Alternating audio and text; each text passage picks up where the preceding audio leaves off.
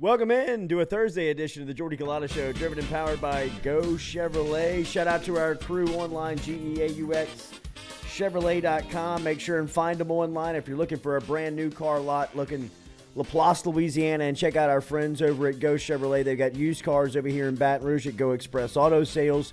Make sure you hit that like button, share button, comment button as we start off here on this Thursday morning.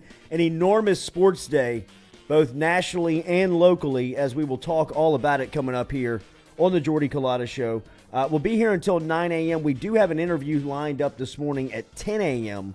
with Antonio Daniels from the New Orleans Pelicans. He obviously calls the games on the radio. He's got a good show on satellite with the NBA channel. He is very locked in and dialed in to the Pelicans. We'll get his thoughts here on game day as the Pelicans flock up here for Game 6, looking to force a Game 7, an elimination game for the Pelicans, as if they lose tonight, next time they lose, their season is over. 2 to stay alive here and get out of the first round versus the 1 seed, the Phoenix Suns. We'll talk about that. Fletcher Mackel is going to be here an hour from now, so we will go down to the city and talk to Fletch about today's Pelicans game. We'll also talk to him about strategy for the New Orleans Saints tonight, as it is the opening round of the NFL draft. Nick Underhill is going to stop by at 8:30 this morning as well. We'll get the insight from Underhill on where he thinks the Saints go in the first round. Will they spend a pick on Kenny Pickett, the quarterback? Small hands quarterback. Yes. I forgot about that. It didn't pass your test. I did not pass my test. Will it be a wide receiver? Will it be one of the Ohio State wide receivers coming out? Will it be a offensive tackle? We will find out this morning from our friend Nick Underhill, who will be here at 8:30 this morning. Lionel Turner, the linebacker, on the receiving end of a young Nick Saban and Will Muschamp's tirade on the sideline in 2003, will stop by here to give us an idea of what Saban and Muschamp are talking about. We'll also get caught up on Lionel Turner, one of the captains on the 2003 National Championship squads. 19 years ago, that team. It's crazy to think that is a coming around on, that scares on 20 me. years since LSU won that national championship. In fact, this one right there, Justin Vincent, with Justin Vincent in that 2003 team winning the national championship. Lionel Turner will stop by here coming in at 7:30 this morning. We'll have a video call with the former linebacker and captain of that LSU Natty squad, and was also, as we said, we played some video earlier this week, a real funny piece of video that's all over social media, easy to find, with Muschamp and Saban lighting up the LSU defense, and it looks like Lionel Turner is really the one taking the brunt of it. We'll ask him about that, but we'll also get caught up on Turner and ask him his thoughts on his point of view of LSU football these days as a former standout and how he watches it. But a huge day in the world of sports, and we can start just about anywhere because there's all types of flavors for New Orleans and the national sports scene. But right now it is the opening day of the NFL draft, and the Saints looking to be pretty active tonight with a couple of first-round picks, both inside the top 20, and it'll be interesting to see where they go. They get a big offensive tackle like Trevor Penning, who's a big, nasty offensive tackle out of northern Iowa. Will they get a quarterback like Kenny Pickett? Will they get a wide receiver like Murray or Olave out of Ohio State, maybe even London out of USC? Will those guys even be on the board by the time the Saints walk the card up there? Do the Saints trade? There is a lot to think about tonight as far as the Saints go, and we will depend on our insiders and our experts, Fletcher Mackel from down in New Orleans and Nick Underhill, to give us the true insight of where they go. Today, one of the players that I am really hopeful for, and I don't know that he will hear his name called tonight, but maybe even tomorrow night when the second and third round go off, is Damon Clark. I wonder how the next couple of days will move for Damon Clark. Clark had what was thought to be one of the top defensive performances in college football in his senior season. We'll ask Lionel Turner, who played at an All-American level during his days at LSU, what he thought about Damon Clark's play here in his senior season in his last year at LSU, and gave himself a chance to really be a high draft pick going into tonight, maybe even a first rounder.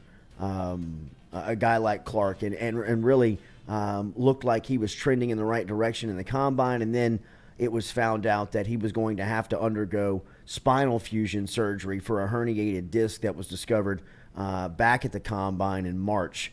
He was expected to be an early draft pick, but the injury will now make him possibly have to wait longer to hear his name. How late? Because this is a interesting debate on draft day. I'd imagine that some teams have removed Damon Clark from some of the top-end selections.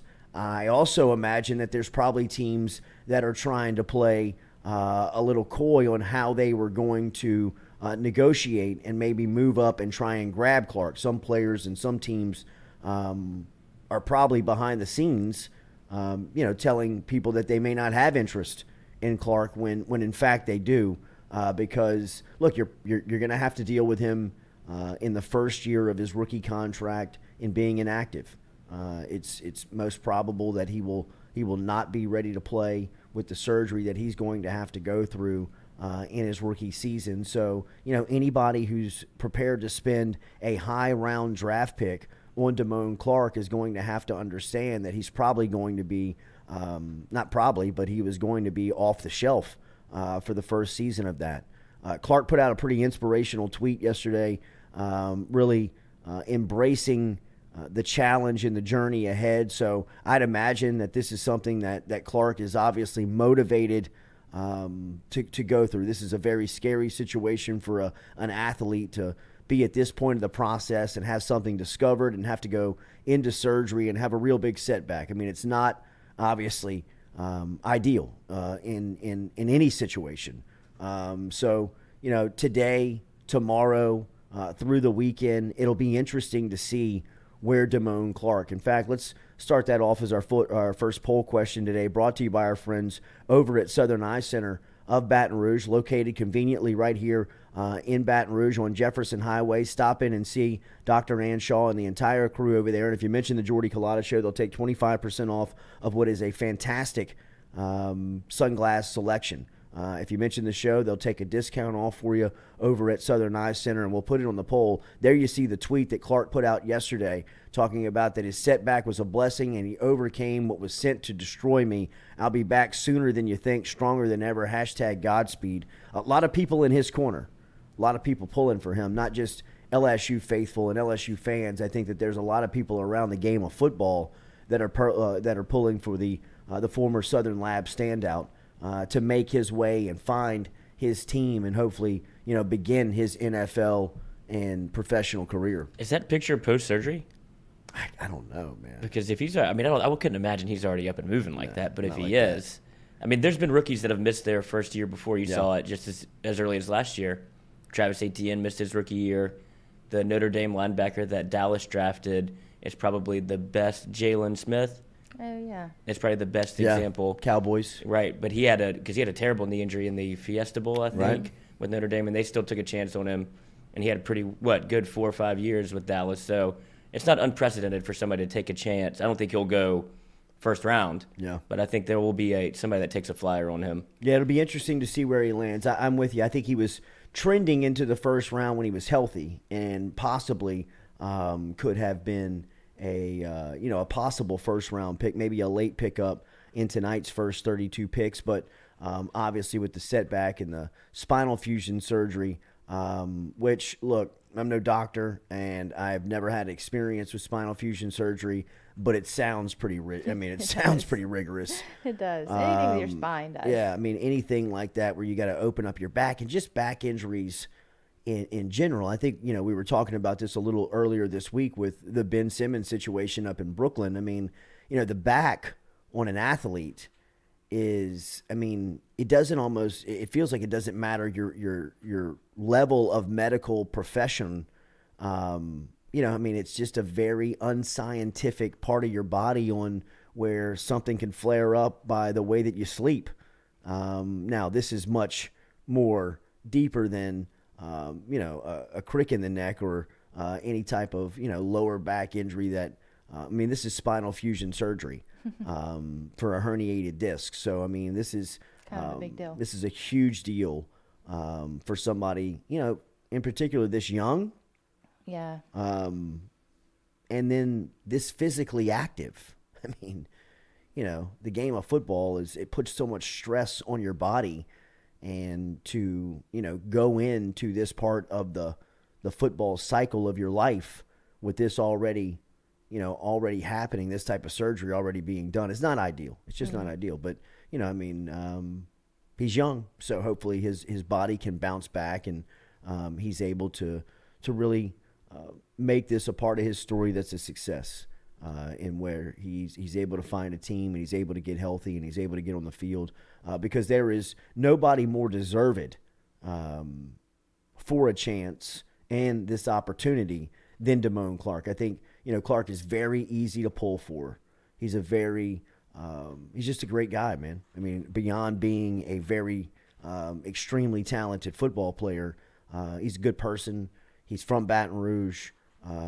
He always wanted to go to LSU. He went through some growing pains. He had an up and down time.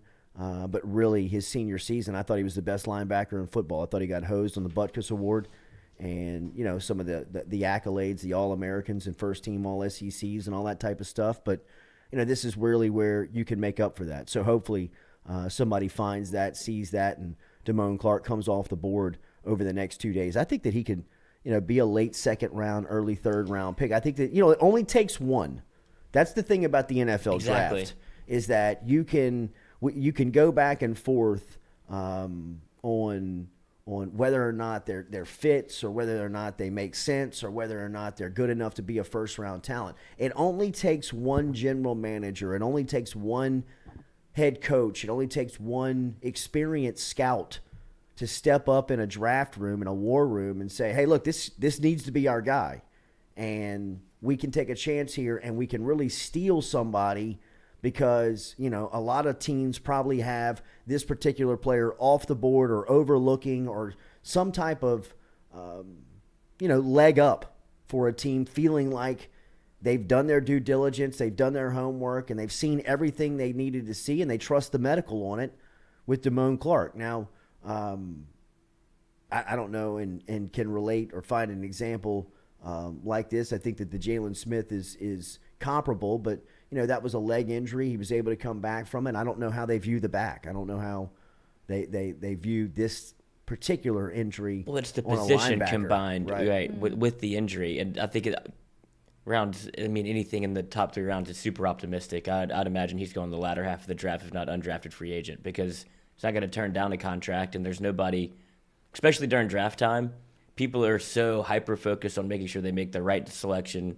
where they don't have any baggage coming in. And you're right, it only takes one. Tim Tebow went in the first round. Yeah, that's right. But I don't see people when there's red flags like this, and it depends on whose medical team he's talked to, whose teams he's visited, if their team doctors have talked to him, if they've seen the back. All of that comes into play. But when it's a flag like this, I would imagine that he won't get drafted, I wouldn't think, unless it's super late. Yeah, we'll see. But he deserves. It couldn't happen to a better person, I guess. A worse thing couldn't have happened to a better person. How do you say that? Yeah, it's not good. Have you ever been to the draft? I've never been to the draft. No, I've got no experience being at the draft. I don't know if I'd really want to go to the draft. Oh, really? See, I think those are plants. I think those are paid people that are going to the draft. Really? There can't be that many. Guests? Yeah, 55-year-old men that want to paint their out face. The tickets. Right. Really? Even think then, so? It seems fun. I don't know. It's a bunch of boozed up, divorced white men that are all in there, just it does feel very hammered. lonely. Yeah. Because you're not friends with any of these people. You just have one thing in common. We're a fan of a football team. Yeah. And then you boo as loud as you can. Big for the jersey wearers. Big jersey day. My gosh. Big jersey day. It's like a convention. Yeah. I don't know. I thought it was dressier. You can just go in there wearing a jersey. Oh, that's all it is. That's all it is. It's beer helmets and paint your face. The suits that you see are the team representatives. Yeah. Okay. So everyone else is just everybody else is like clothes. You would have been. Extreme. You should have gotten it. We should have just sent you. Yeah. You would have been like, "This is not what I signed up for. Really? I wanted backroom suits. No. This is the common people. I could have dressed up. Yeah. Get your jersey tied in a knot. Did y'all know the first draft had a pool of only 90 players? Now there's more than 3,000. That's crazy. Isn't That's that a crazy number. I know. I don't think you can run feels like you can't run a league with 90 players. Well, I mean, back when they were doing the first draft, they were drafting like plumbers. Yeah, you could get, and it was like 20 rounds. Yeah, I mean, they were drafting like contractors and stuff. I mean, like guys that had like busy on Sunday. real day jobs. Yeah. Well, no, there is a Jay Berwanger. Is that right? Do you Sounds know about him? right. Yeah. All right, he First was the pick? top pick in the first draft, and he didn't do it. He instead worked as a foam rubber salesman. Yeah, exactly. Yeah, making more money. Yeah. Exactly. I mean, it's a business decision. I know, right? But the draft has evolved. I mean, incredibly. I was watching a story and a history on the draft about like how it became a television product and Yeah, how that it was in became. 1980. You know who was big behind it was Mel Kiper. Was the one that was kind of like selling to the NFL that this is something that people care about. By the way, I listened to a story, ESPN Daily podcast on Kiper, on how he made it. The hustler of all hustlers. Has to be. I mean, like, the way that he was able to come up and, like, make his name on this. He's known his entire life this is what he wanted to do. Like, cover the draft. And the way that he discovered it was, like, by watching college football back in the day with his boys. And, like, when he was saying it, he was like, you know, when we were coming up, there was only one college football game on television. I mean, it wasn't like today where you can go find every single game on any channel or just, you know, kind of watch it on your phone. You know, when Kiper was talking about his come up, I mean, it was like one game of the week that you had to like tune in for, and everybody was loaded around the TV, you know, watching these games. And he and his friends had really kind of taken an interest into like how they found the players, like, you know, the prospects of them. And Kiper saw the demand for it and really believed that they weren't the only crew. They weren't the only ones that were sitting around their televisions like wondering this stuff. Yes. Yeah, I could see Kiper with the big board in college, just Yes. lipping a cigarette, He going wrote- on the whiteboard. He wrote like what essentially was like the Mike Detillier draft guide. Like he wrote one of those like back in the day, and he was talking about how he would get all of the information, how he'd be like calling the phones. SIDs from around the country, and he's like writing this information, and to see kind of like what he's evolved into, what he's made the draft into, what he's made that part of football into. You know, the interest, I mean, it's almost it's a multi-million-dollar business.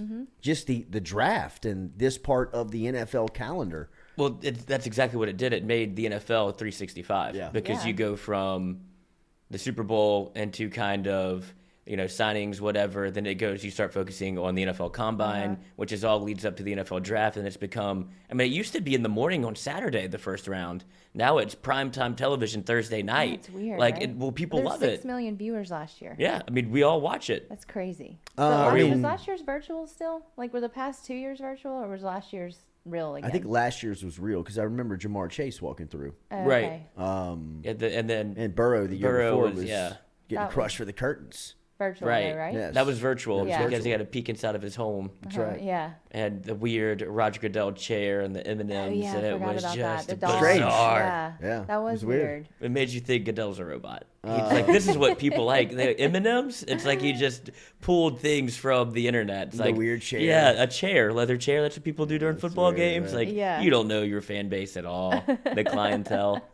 Remember, every day we're brought to you by Go Chevrolet, True Blue Water, and of course our friends over at Metropolitan Health Group. We're going to talk to Lionel Turner here in a couple of minutes on the phone line as we will ask him about what Saban said to him when he lit him up on that sideline. We'll find out what game that was. A lot of people believe that that's the LSU-Georgia game back in 2004. We'll see if Lionel can confirm that for us here when he stops by here in a couple of minutes. We'll talk draft and Pelicans game 6 today with Fletcher Mackel coming up here. Mackel will be here at 8 a.m. and then at 8:30 this morning, Nick Underhill will stop by and we'll talk specifically about where the New Orleans Saints go here. And then, look, huge day for Derek Stingley. Stingley's name has felt almost like a ping pong over the last couple of days as he's bounced around. I've seen numbers next to his name as high as 12, and I've seen numbers around his name as low as 3 to the Houston Texans. This is going to be a really exciting, nerve-wracking day for the Stingleys. I think this is the day that they have circled for Derek Jr. In nearly his entire life. They have known. Is he there? Is he going to the draft? I don't think he is. Oh, really? I don't think he is. What makes them go or not go? The NFL invites you. Okay. And you can, accept the draft or you can accept it or decline it. If they invite you, is it rude to not actually go and just do it from home? No, I don't think so. Okay. There's reports of some people that don't even watch it. They'll go fishing with their dad, or really? they'll go play golf. Depending on where you go in the draft, obviously, Yeah. since they've moved it to nighttime, that's changed. But whenever it was during the day, Joe Thomas went fishing for 6 hours, and he was a top 3 pick. Because he was too nervous. He just didn't care. He was I'm comfortable with where I'm going. I want to spend the day. Yeah, I'm comfortable that I'm gonna go. That'd be nice to have that confidence. Yeah, I'm going to go fish with my dad for probably the last time in a while. I can remember Tyrann Mathieu's draft watch party down in New Orleans. I believe it was at the Walk-Ons on Poitras. Oh, really? And it was, it was nerve-wracking. It was a very tight, anxious, quiet room, where people were just wondering what was going to happen. Nobody really knew. You knew the type of player he was, but you just didn't know what they thought about him. You knew he should be in the first round. At the next level, yeah. As these picks just continue to go by and they go through, you're just like, oh my God, man, this is just not happening. And if you recall, when he had his name called, his fiancée now, his girlfriend then at the time, mugs him. She jumps and squeezes his neck, and he almost can't really move. Yeah, he can't really move. But it just shows kind of how tense the room was. It was just very intense on what was going to happen and where was he going to go. And I'd imagine that there's a lot of rooms like that. The image in my head is always Brett Favre's bedroom. Yeah, with the jean shorts. Yes. Yeah. Well, Baker recreated it. It's a great It picture. was awesome. It is. I It's a studied great that picture. recreation and compared it. Man, they great- really did this. I think of Brett's in some shit. I know. in What's the Mississippi. deal with him? I don't know. I don't want to get into it, but if you read it, there's some messed up stuff with He's Brett always Favre. been in some shit. I didn't in know, but it's Mississippi. I don't think He's you kinda understand how money works. scamming the state. Yeah. You know what I mean? And he's got. But I'm Brett Favre. Yeah, I think he was relying on that. That a card lot. has been played a lot, it feels like. But I think of C.D. Lamb for the Cowboys. The girl reaches for his phone, and he was like, "Not today, lady. That's not the right phone to grab." Either Deion one of them. Sanders has a great probably all time. has a great draft day kind of story and picture and look to it. So look, man, there could be some moments from today that live on, but I believe that Stingley is going to go in the top 5. I really do. I think that the more that I've listened to a ton of draft podcasts and Inside the McShays, the Kuipers, all these guys over the last couple of days, and what's been the latest on what's trending up at in Vegas and with the draft, and it seems like there has been a shift for the majority of teams that have put Derek Stingley Jr. atop of their defensive back group on their board. And if one of those teams is Houston, which some people believe that are tied very close to this thing, that Houston loves Stingley at 3, he could come off the board as early as that pick. So I would not be surprised to see him go, within the top 5. It feels as if he'll be a top 8. It better be pick 7. Because it changed. Yeah. That's I should have grabbed it then, but it moved after you moved the needle and went from 8.5 to 7.5. But I do think that the Texans make sense the more you think about it. They believe in Davis Mills, their quarterback. They have Tunsil at left tackle. They have wide receivers, and you don't want to take a wide receiver that early. If you can get a stalwart corner at 3, that makes the most sense. But they're a dumpster fire. But if they can get a corner that at least makes checks one thing off the list of that has to be, a CVS receipt of how long what they need to fix kind of what's going on in Houston after the Deshaun Watson debacle. Yikes. Yikes. I didn't know Brett Favre was stealing from welfare. Yes. That's not cool. No, it's bad. Oh, It is. I didn't know all this. I'm just scanning It is over bad. some articles. I'm like, Google whoa. Brett Favre. I did. And it's, I did. ain't One good. article is labeled "Bat Crazy and Tired." Still got a cannon though. When we were on the road driving to Nashville a couple weeks ago, Kelly was driving the first leg, and I was just kind of on this sports blog and fell into a hole Yeah. of this Brett Favre stuff and was like, good Jeez. I didn't know it was God, that. man. I mean, like, people have lost deal. their jobs. And people are going to jail. And Favre's kind of skating right now because he's Brett Favre. But, I mean, it feels like if they really kind of rolled their sleeves up and started to dig Their into copper him, tone. he's in trouble. Copper The fit. copper fit Yeah, I stuff. don't think he wears too much He sunscreen. films all that stuff on his property there in Mississippi. That's not shocking at all. It looks like he does. Like Yeah, it all does. the Wrangler, all that stuff, that's all just filmed there because he says he doesn't want to have to get travel. So he makes everybody come to him. I mean, he I has a think huge those property. days are over for old Brett. He might be Yeah, coming to maybe see you in the so. pen. Yeah, all-time quarterback. They're gonna be Yeah, seizing right. that property. That's a lot. Coming up today on the Jordy Culotta Show, we're going to talk to Lionel Turner here in a couple of minutes. He'll be by here. Looking forward to our conversation with Lionel coming up on the Jordy Culotta Show. Make sure you check out GoFlow IV online at GEAUXFlowIV.com. Get in touch with our friends over there today if you're looking for an IV vitamin infusion that they have and can take care of you, help you get your energy, help you get rolling over at GoFlow. Check them out online, GEAUXFlowIV.com. When we come back, we'll have former captain, linebacker for the LSU football team, Lionel Turner, here setting us up, and we'll look to tell a couple of stories. 19 years ago, that national championship team in 2003. Some of the stories and the video that we surfaced and had gotten earlier this week with Saban and Muschamp going absolutely nuclear on the sideline. Lionel Turner was on the other end of it. We'll talk to big Lionel coming up here next on the Jordy Culotta Show, driven and calming powered him by down. Go Chevrolet. It's like, Jesus, guys. Do we grabs still them not both know by which the game shoulder. it is, though? We still do not Still up know. for debate if it's Georgia or Alabama? Look, he's like, cool it, boys. Look, boys, look. the hair. I love the hair.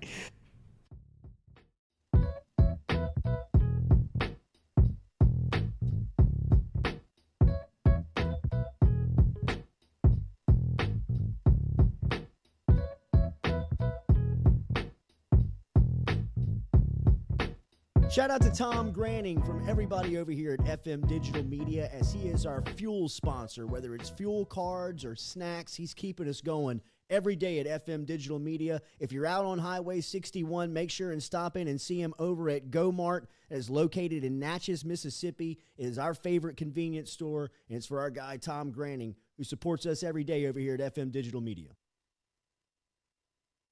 All right, personal testimony from my trip over to Johnson and Spillers. Shout out to my friend Dr. Chad Spillers for taking care of me, man.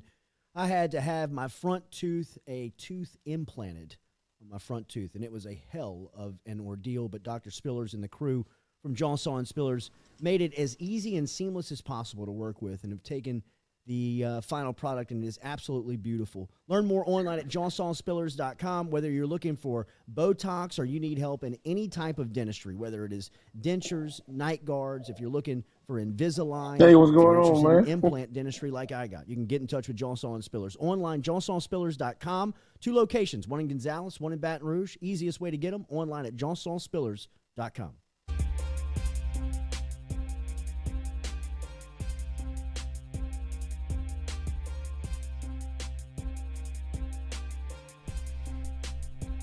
All right, welcome back here to the Jordy Culotta Show, driven and powered by Go Chevrolet. Stick around. We'll talk New Orleans Saints draft strategy with Nick Underhill. We're also going to talk Game 6 for the Pelicans coming up tonight versus the Suns. We'll talk that with both Fletcher Mackel at 8 a.m. this morning, and then Antonio Daniels will have a standalone interview at 10 a.m. this morning. We'll probably sign off in between 9 and 10 and be back with you at 10 a.m. this morning to talk to Antonio Daniels to get set up for Game 6 tonight. Suns and Pels from the Smoothie King Center. Finally got an early tip-off in this series, 6:30 tip-off this afternoon between New Orleans and Phoenix. Earlier this week, we played a piece of video from, we believe, 2004.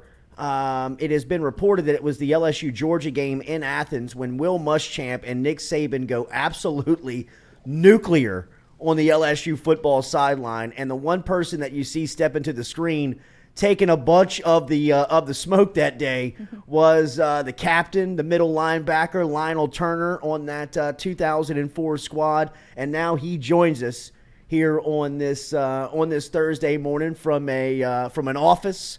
He was very busy yesterday, so it looks we appreciate him linking up with us this morning. Big L, good morning, man. How are you?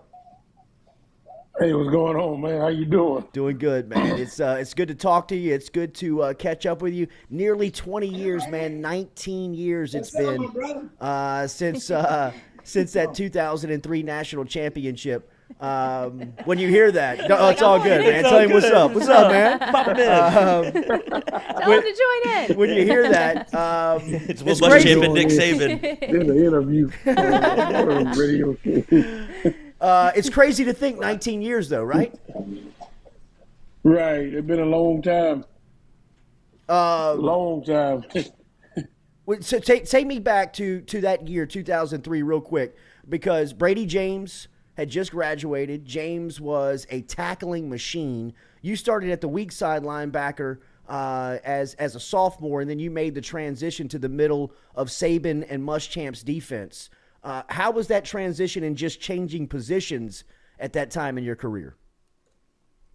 Well, pretty much it wasn't too much of a transition because with him, you had to know what everybody was doing anyway, playing linebacker. So we pretty much knew exactly what was going on anyway. So it wasn't that much, but it just put a lot more pressure, a little more pressure on you. I wouldn't say a lot more because you had to make all the calls and make all the adjustments.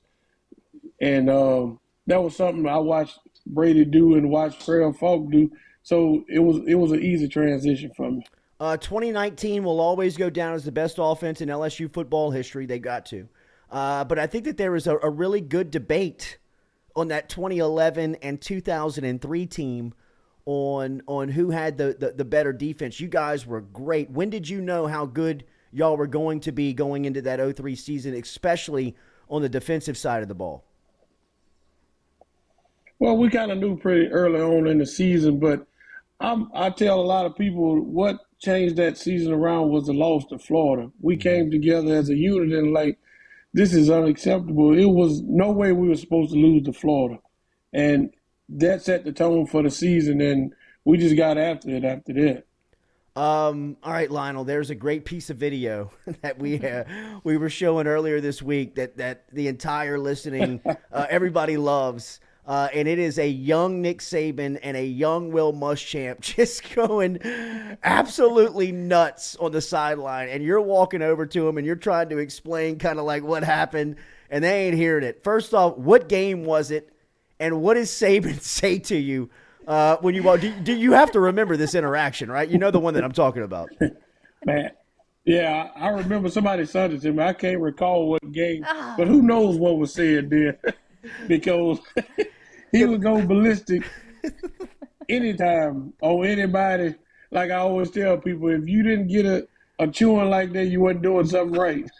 It looks like he's saying to you like you're trying to explain, no, dude, you shut the fuck up. You listen to me and listen to what I have to tell you. I mean, it looks like he's going wild. Muschamp and Saban early on, I mean, to see that the way that they react now, I mean, this is when they had a little bit of energy to them, bro. I mean, it's totally different, man. I would tell him, Muschamp, one of the wildest, craziest coaches I ever been around. He would get you fired up for a game. Like, nobody would sit on the front row during pregame after we come back in because whoever was sitting on the front row, he was going to hit your shoulder pass, throw shit out. It was like, after like the first year, the first couple games, his first year there, we was like, we ain't sitting on the front row. We going to sit in the back, get taped or something because he would go ballistic. But he would get you fired up for the game, though. I love Coach Muschamp. Wasn't Muschamp notorious for breaking whiteboards too before the game or during the game? Oh yeah, he would break one in a heartbeat. He'd hit it, slam it. He'd do all kind of things. But I promise you, one thing, being around him, he'll get you fired up, ready to play. Did you have any idea how good that coaching staff was, like being on it? I mean, now that you look back on that coaching staff, it's a legendary picture of everybody that was on that staff, whether it was Kirby Smart as a young GA, Jimbo Fisher, Will Muschamp, just the names on that staff. Mel Tucker was on that staff. Did you know when you were in it how good of coaches you were around? Well, we knew because those coaches, they held everybody accountable, and you could just tell they was all young, but at the time you could tell that they was going to be great coaches. And they done an outstanding job of getting everybody prepared at each position that they coach, getting them prepared for the game and everything. What is your point of view of LSU? And like you say now, no, go ahead. As you can see now, all of them in transition. He helped them all out, and he a hell of a coach.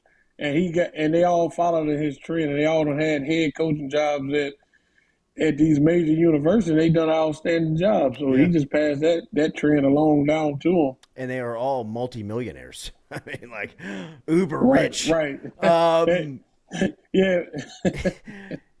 What's your point of view of LSU football now? How do you keep up with it? Like, how did you watch the 19 season as a former great of the program? Oh, you got into the 19 season. That was a great season. Like you say, probably one of the best in LSU history.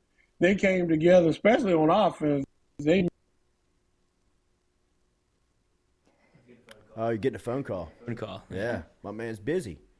Hang on, Lionel. There he is. Yeah, I got you. I got you now. Oh, okay. I got you now. I had a call come. I got you now. Yeah, they made some things happen on offense that I don't think will ever be repeated again. 20 years next year, you guys will celebrate that 2003 team. Do you still talk to the guys? Do you still keep up with the crew? Oh, some of them we do. You know, some of us, we had a bond outside of football, so we still talk to each other.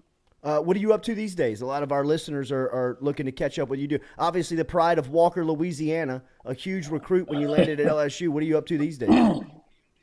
I'm just working I work at MMR Group, and I'm raising kids, and that's it. Yeah. It's great to catch it. You still don't, you can't recall what game that was, though, huh?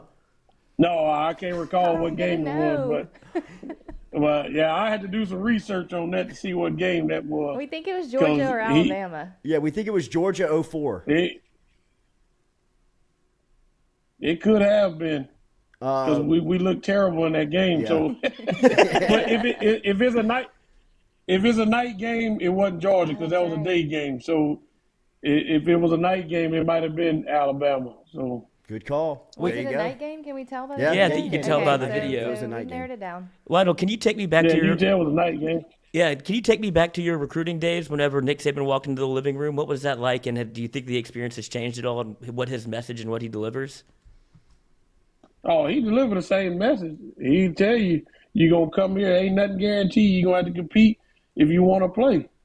And then he'll tell your parents, it's education first, football going to come second. And he go, as a young kid in school, we kind of looked at him as an asshole. Like, man, what's this little short guy that's like a drill sergeant? But as I got older, I realized why he was the way he was. And he demanded the best out of us, and he has the results that show it. Every year he wins a national championship or competing in one, and for that I respect him. But then he was like, "Oh man, this dude here." But now I see why. Do you ever hear from him? Do you ever have a chance to talk to him? I talked to him one time when we went to Tuscaloosa when LSU played Alabama. And it'd been a while because I hadn't been to a game in a while. So I'll probably make a trip coming up to go down there. Or when they come to Baton Rouge, try to get with him and talk to him. Coming this year. Yeah, they'll be here in November. They'll be there this year. Big L, it's great to see you, man. Keep up the hard work, and thank you for the stories this morning. All right, man. Y'all take it easy, man. All right, man. There he is, Lionel Turner, checking in this morning from MMR. As he is inside of his office. Still can't recall the game, but I think he gave us a little insight there. That was a night game. This is crazy that no one And that 04 Georgia game was a day game in Athens, so I think you can scratch the Georgia game off the list. And judging by the jacket in the background, this is either Arkansas or Alabama. How are we going to know? Like someone else had to be there that would know. Call Nick Saban. And then Stewie made a great point that Arkansas used to be Adidas. That's a Nike jacket. I think we've narrowed it down to Alabama. Wow. Okay. Give me another run on it. Well, was that game at night?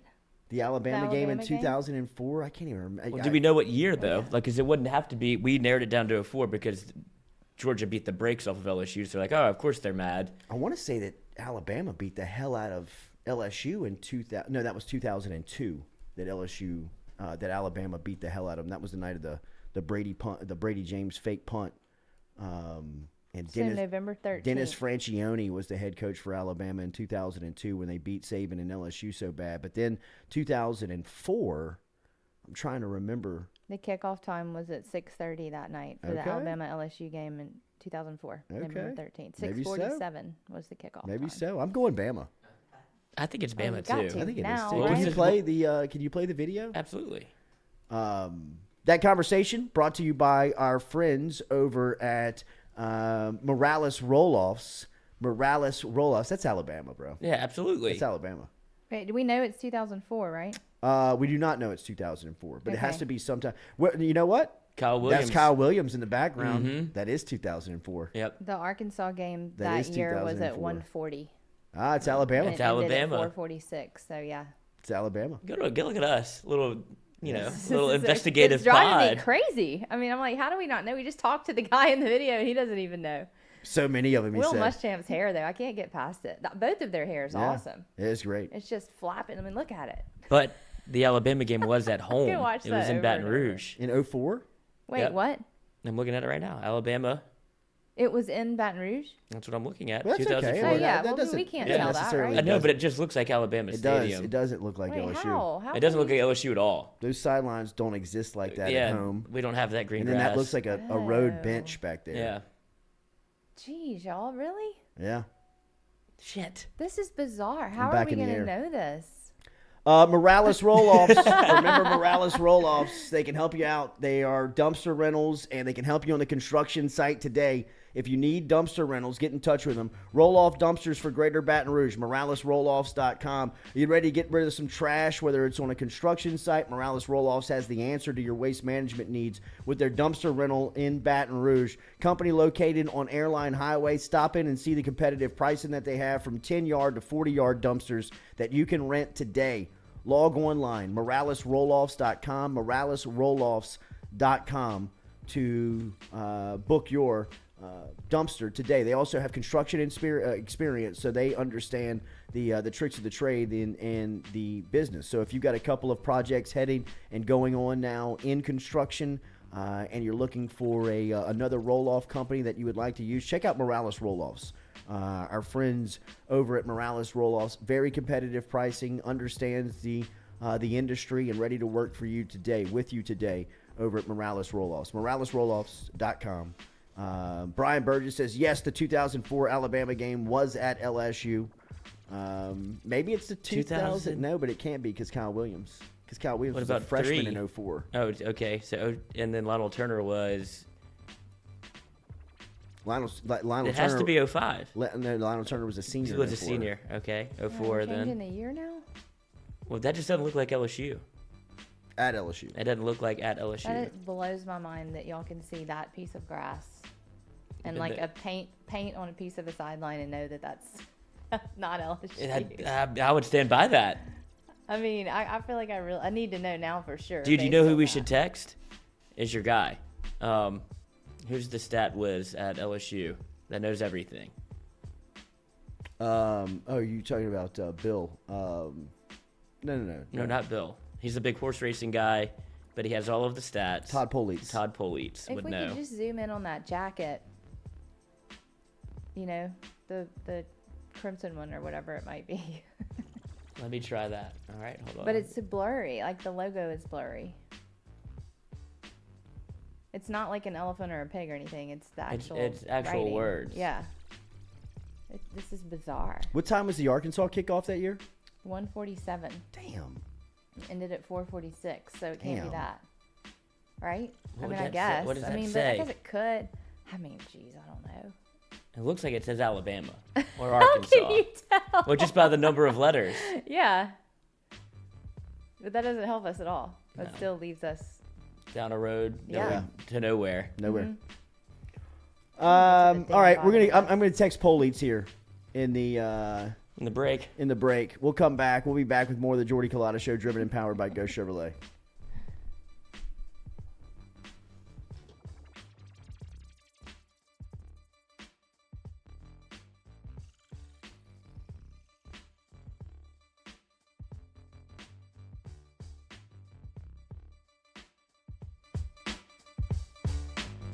Red Stick Sports, a local staple in Baton Rouge to all sports fans, was founded back in 1981 and has remained a family business for over 40 years. Today, they still have the great selection on the floor, but they're also a leader in custom apparel for businesses, sports teams, and other groups. Take it from us, everybody over here at FM Digital Media. They help us out with all of our apparel. Let them help you out today. Go ask for Cody over at Red Stick Sports. Check him out online at redsticksports.biz. Tyrann Mathieu ready for that challenge. This is something that he's talking about out loud. No. Yes, he's speaking it into existence. We will talk to him about this afternoon. So, I mean, we'll ask him how real this stuff is.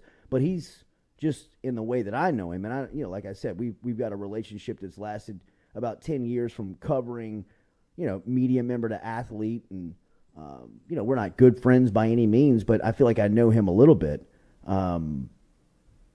He's not saying stuff like that without really being serious about it. If he's thinking that right now and with the affirmative tone that he is speaking that with, like, it's only a matter of time. Yeah. He's not bluffing. Really. No, he's if this is something that he really wants, he'd be great at it. He would be a great coach. He would be a great motivator. How big is the challenge? Oh, man, it's a big challenge. I think it's a big challenge, man, but, being that he took the job, man, and still with the challenge above us, man, it says a lot. It says a lot, man, and then, we all want to be here during the turmoil. And whatever happens, we want to be here, and he wants to build. He wants to build from here. He didn't run away from the adversity, and that says a lot about a man like that. I remember going to the Tennessee camp. Oh, this is a great story. And I had locked everybody up. Yeah. Like, literally, I was licking my chops, and I'm like, yo, Jarvis and Adele were there, right? Everybody was there. Like, yeah. I'm like, all y'all get in line. Like, everybody, come on. I'm going to go Get back in line. I'm going to go rep after rep. And then it really kind of turned into a show where none of the DBs wanted to go. Yeah. None of the receivers wanted to go. It was literally, then it turned into me and Jarvis. Right. Just one-on-one. You know what I mean? So,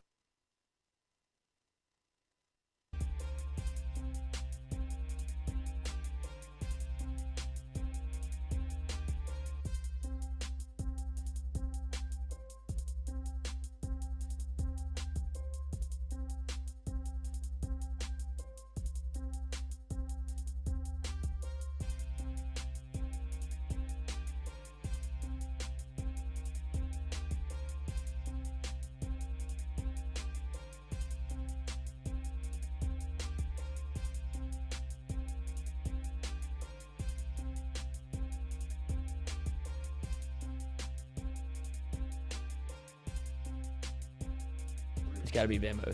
Well, it had to be because at night was Arkansas. Yeah. Or wait, I'll look it up. But I thought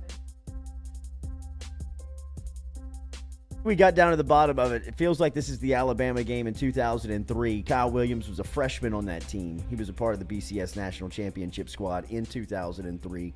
That's our fault. it kicked off at 6:47. Yeah. Mm-hmm. So it was at night. It feels like the one. It feels like the one. It feels like that's it. Kyle Williams and Lionel Turner, both in the shock there, are kind of the keys to finding this game. Putting this puzzle together. Yeah, LSU, Alabama. 2003 feels like the game. It feels like the one that Saban and Muschamp lose their mind on the sideline. We will talk to, coming up here in a couple of minutes, we're going to talk to Fletcher Mackel at 8 a.m. That's Bama. It's just that one guy that gives it away. Yeah. Him. It's Bama. Hands in his pockets playing pool. So Fletcher Mackel coming up here at 8 a.m. and then Nick Underhill is going to stop by at 8:30 this morning. Some other NFL news from yesterday. Tampa Bay Buccaneers, unsurprisingly, have exercised the fifth-year option on Devin White. Of course, Devin White, a 2019 first-round pick who has earned he earned a Pro Bowl invitation, was second-team AP All-Pro in 2020. White was the first-round pick, obviously, before that Super Bowl run for Tampa Bay. He has been an All-Pro. He's been a Pro Bowl. He's got a Super Bowl ring. He started all 50 games in which he's played for the Buccaneers, including the postseason, and has been one of the team's most productive defenders over the last 3 years. He led the Bucs in tackles in each of the past two seasons, so this was a mindless pickup for Tampa Bay. You're probably talking about the best linebacker in the NFL. Right, and doesn't this help make the case for Derek Stingley a little bit whenever you go with the sure thing or somebody that feels like a sure thing? Devin White wasn't. I mean, he's a sure thing as you can get coming out of the draft. Like, linebacker isn't always the sexiest pick to do in the top 5, but I think if you combine Derek Stingley and being a position of need and being somebody that when he plays is probably the biggest sure thing in the draft, I think this kind of helps the case for Stingley. Yeah. I mean, Devin White he's probably as good. If you redo that draft, you might take him even earlier. You might go was he the 5th pick? 5th pick. Yeah. Yeah, I don't know. It could have been Georgia. The end of that game was 6:13 p.m. But the shade of red is I know, all but look Alabama. at like the purple in there too. It looks blue. No. I don't know, y'all. Derek Stingley is going to be in Vegas tonight, Ooh. but not at the draft. Oh, yeah. I mean, don't pass up a free trip to Vegas. I'm sure sponsors threw a little room together for him. So it'll be friends and family around Derek Stingley inside of a Vegas ballroom tonight somewhere on the Las Vegas Strip as they will be awaiting their name to be called for the NFL draft. But Devin White yesterday picks up the 5th year. The fifth year option on his rookie contract. And then we also, the Jacksonville Jaguars, who have the number 1 pick tonight, have tipped off probably where they are leaning as they signed former Louisiana native left tackle Cam Robinson to a 3-year contract extension worth $54 million. Robinson was set to play the 22 season on the franchise tag, but the Jaguars and Robinson were able to meet a deal yesterday. He was the 34th overall selection back in the 2017 draft. He played last season under the franchise tag, and now it seems like Aiden Hutchinson, the stand-up rush edge defensive end for Michigan, is going to be the choice, or seems like that's trending to be the choice for the top overall selectors in the Jacksonville Jaguars. We'll wait and see. Or do they get Trevor Lawrence another weapon or more protection? Evan Neal, the standout offensive lineman from Alabama, has seen his name pop up as a possible top overall selection because of how big and durable he is. But with Cam Robinson inking a long-term deal or at least another 3-year extension inside Jacksonville, I think it kind of tips off on where they might be leaning come that first selection tonight as they'll walk it up. Pels and Suns Game 6 tonight. This will be a tip-off at 6:30 New Orleans time as the Pelicans are favored -2.5 in this Game 6 matchup. Jonas Valanciunas and the New Orleans Pelicans will host what seems like a Devin Booker-less Phoenix Suns. He might return. I know that he might, but I'm saying that he doesn't. Oh, really? Yeah. Maybe. I think that they're. Do you think he dresses? If they're going to bring him back, Game it would be 7 Game in 7 in Phoenix. Or do you? They But bring Booker's flirting with getting a technical foul on the sideline, huh? He's touched a player when he shouldn't have on the Which bench. is an automatic T. And he got away with that. Now he's pretending like he's a coach on the court. He's just walking out there. He's talking to players. He's talking to officials. It's unbelievable. Well, that's okay, right? I mean, why not? You're not supposed to leave the bench if you're a player. I mean, it's pretty well. I mean, like it's known. I feel like if anybody should know it should be Phoenix. But Right. How can you not? I mean, how could he not want to stand up and help coach, talk to his teammates? You can do all that in killing timeouts, Yeah, but you you can't can't- do it during the You game. can't touch a player. Well, what's going to happen to him? I mean, is anybody? You could give him a technical foul. I mean, they could suspend him. I mean, if he continues to break the rules, I mean, there's some type of consequence that needs to come. But I mean, it's very clearly stated on what the rules of the bench and how you kind of control that are documented. I mean, it's crazy to see some of the things that Booker has gotten away with. Yeah, they're allowing it, right? On the sideline. Yeah, I mean, when he reached out and touched, I think was it was McCollum? McCollum. I mean, I was like, this is an easy call. I mean, like, what are I they guess waiting the only on? thing the only reason they didn't call it was a dead ball. So they didn't. But you still shouldn't. I don't think you should be able to be flirting like that. It's not the N1 mixtape tour. The crowd gets to play. Right. Rucker Park. Remember Hargrove Roofing and our friend Steele Henry, 318-229-7266. Oh, that's not Steel. Any it could be. I was like, whoa. Any roofing trouble, get in touch with Hargrove Roofing, 318 It's Larry B. Tunsil. 229-7266. There we go. 318-229-7266. Get in touch with Hargrove Roofing. Know who's on your roof. Roof replacements. If you need somebody to jump up on your roof and give a free inspection, call Steel Henry today. 318-229-7266. It's the anniversary of that video. That's why I had to feel like YouTube's gonna definitely do something to us. For Laramie Tunzel. Right? No. This is Laramie Tunzel. It's legal. Yeah, absolutely. This was leaked on draft day. 6 years ago today. This is scary. 6 years ago on the opening round of the NFL draft, that video was infamously leaked to the media, or it was put out on Laramie Tunzel's social media as his social media was hacked, and that is Tunzel hitting a gas mask. It looks like he's in Batman. He does. It scares me. On an in an Ole Miss apartment with a couple of fratties. Yeah, that white hand gives No it away. doubt about it. No doubt about it. Here, buddy, I'll light it for you. Are you filming? Tunzel as what had to be a very panicked moment and panicked day for the offensive tackle. Just in a good V-neck undershirt. I mean, he's chilling. Ended up going 13 to the Miami Dolphins and spending a couple of years there before he was traded to the Houston Texans. And now Tunzel has launched the mask as an NFT. The NFL draft gas mask with a portion benefiting charity. A portion. Yeah, just a portion of it going to, it's actually going to victims that are in jail due to cannabis. That's cool. Oh, he was basically jailed for cannabis. He lost a ton of money. He did. And I think he's I don't made like it up. That thing, though. But 6 years ago today, Laramie Tunzel shocked the world. Yeah, God forbid they smoke marijuana. Yeah, right. It really was. They probably cost him tons of money in the NFL draft. I think we have Fletch. Sweet.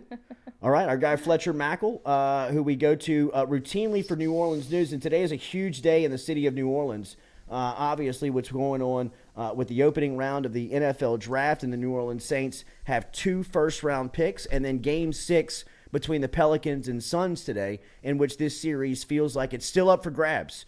As the Pelicans tonight, 2.5-point favorites, and the city is buzzing, awaiting tip tonight at 6:30. We go down to one of our favorite sports anchor down at WDSU, that is the NBC affiliate down in New Orleans. Make sure and give him a follow on social media. At Fletcher WDSU is where you can find him. At Fletcher WDSU is where you can find him on social media, and he joins us now here from the city of New Orleans, here on game day and draft day. Hair looks great here on this early morning wake up with us. As we appreciate it. What a great slick back there as we get ready to go. Great man room. But if you were paying attention during the during COVID, when they were going remote down there with their news broadcast, this is where we got introduced to the Mackel man room. So it's good to see him back there. Fletch, good morning. How are you, buddy? Well, thank you for all the, I guess, interesting comments. Yes, I think it's about haircut time here. Nice. And then, yes, this room evolved over COVID. It was amazing. It did not look this good. And then a year and a half later, it looked a lot better. But I am happy to be home. I am also I also have a throat lozenge in my mouth. I apologize. Today was not the day to lose my voice and go hoarse. Wow. With everything you said. The Saints draft 2 picks. The Pelicans playing the Suns tonight. It's crazy. How about this? 11 years ago today, April 28th, 2011, we had the exact same thing. The then Hornets played the Lakers in a playoff series, Game 6 here in New Orleans, and lost and ended their season. And the Saints also had 2 picks in the first round, and they got Cam Jordan and Mark Ingram 11 years ago today. So let's hope that, the Saints draft turns out as well, because those guys became good players, but that the Pelicans do a little better than the then Hornets did against the Lakers, who eventually went on to win it all. What would you rather happen? If you can only pick one. Let me say this. I try to be an unbiased professional. I would like happiness for everybody because the city feels alive right now for the first time in a long time. So I'm hoping for a win and 2 future Hall of Famers in the draft. But I don't know what to expect. I don't know where the Saints go is going to be very interesting. And I will say this. The Pelicans are kind of on house money at this time, right? Yeah. I mean, the gap between the Suns in the Pelicans. 64 wins, 36 wins. This would be the biggest upset in NBA playoff history. Like, the divide between those teams is the Gulf of Mexico. So what the Pelicans have done to get in and push this team that everybody thought was going to walk through the West, to the brink of elimination almost, is pretty impressive. And the needle is pointed in the right direction with Willie Green and Brandon Ingram and CJ and hopefully Zion coming back and the young guys. So I think they're on house money. If they win tonight and force a game 7, awesome. If they win the series, it would be amazing. But if it ended tonight, it's still been a fantastic run.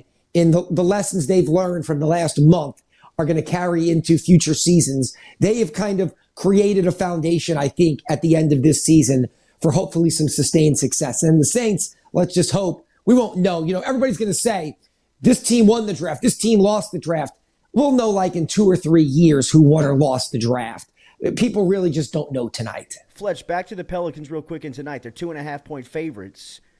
It doesn't feel like as big of a long shot. I'm with you. We're playing with house money at this point with what they have gone through this season and where they are now. But it wouldn't be surprising to see them come out of this series, right?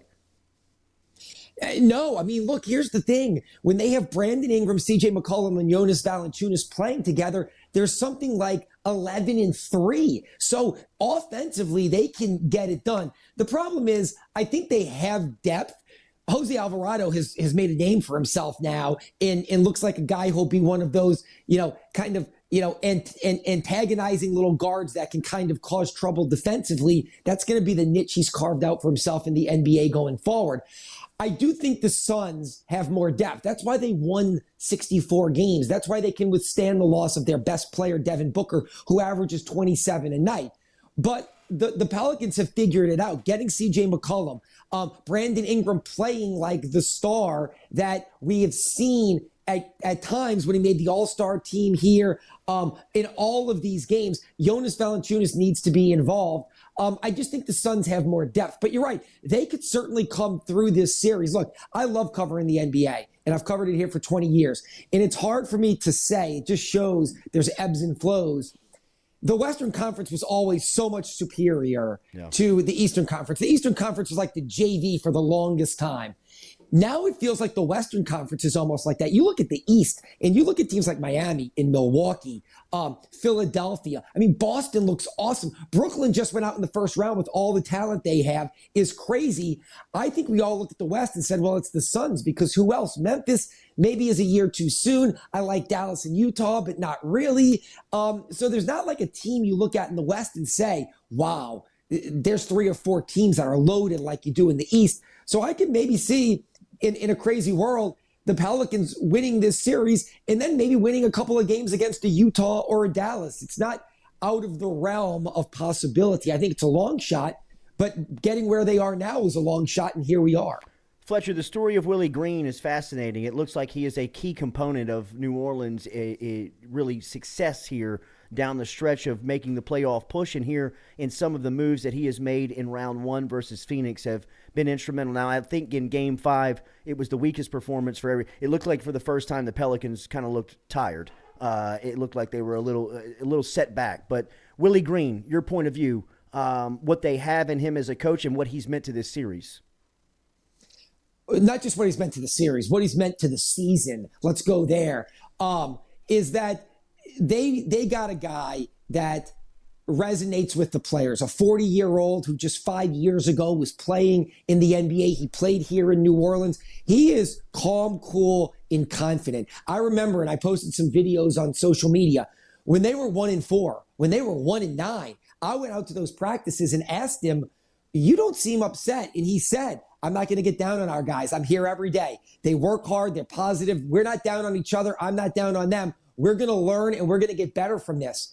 And sometimes you got to take a leap of faith because you don't see it. It's hard to feel. Well, now you can kind of feel it a little bit. His calm, cool confidence and positivity saved this season. And it's why the players didn't turn on each other or they didn't tune out the coach last year. They tuned out Stan Van Gundy, who I liked Stan Van Gundy, but he was a yeller and a screamer. He was the disciplinarian. He was the old school guy that just didn't get what the new young NBA is. Well, now you got a guy who gets it, who knows how to connect with the players. So he saved the season. And then I think he's made a lot of good moves. Look, he's learning too.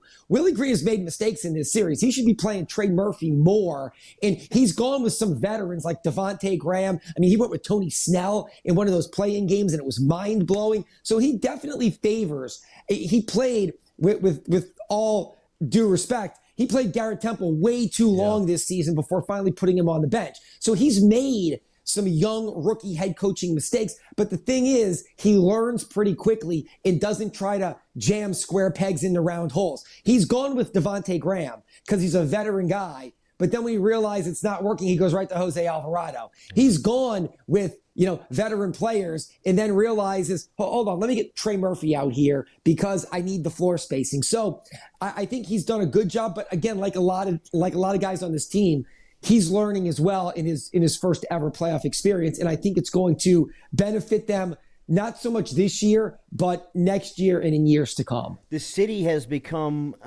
over the last couple of days, it feels like a national story of the home court advantage that the Pelicans have created inside the Smoothie King Center. And it also has become a feeling that this team is very easy to like and pull for nationally. You can almost feel the momentum of the national talking heads really respecting and liking what they see from New Orleans. Have you felt that in the city?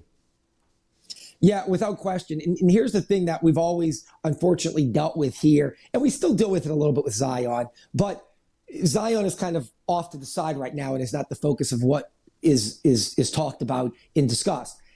The big thing is just what you said, is that they're likable. You've got guys that talk about how great the city is. Jose Alvarado says, I just love this city. This city makes me feel great.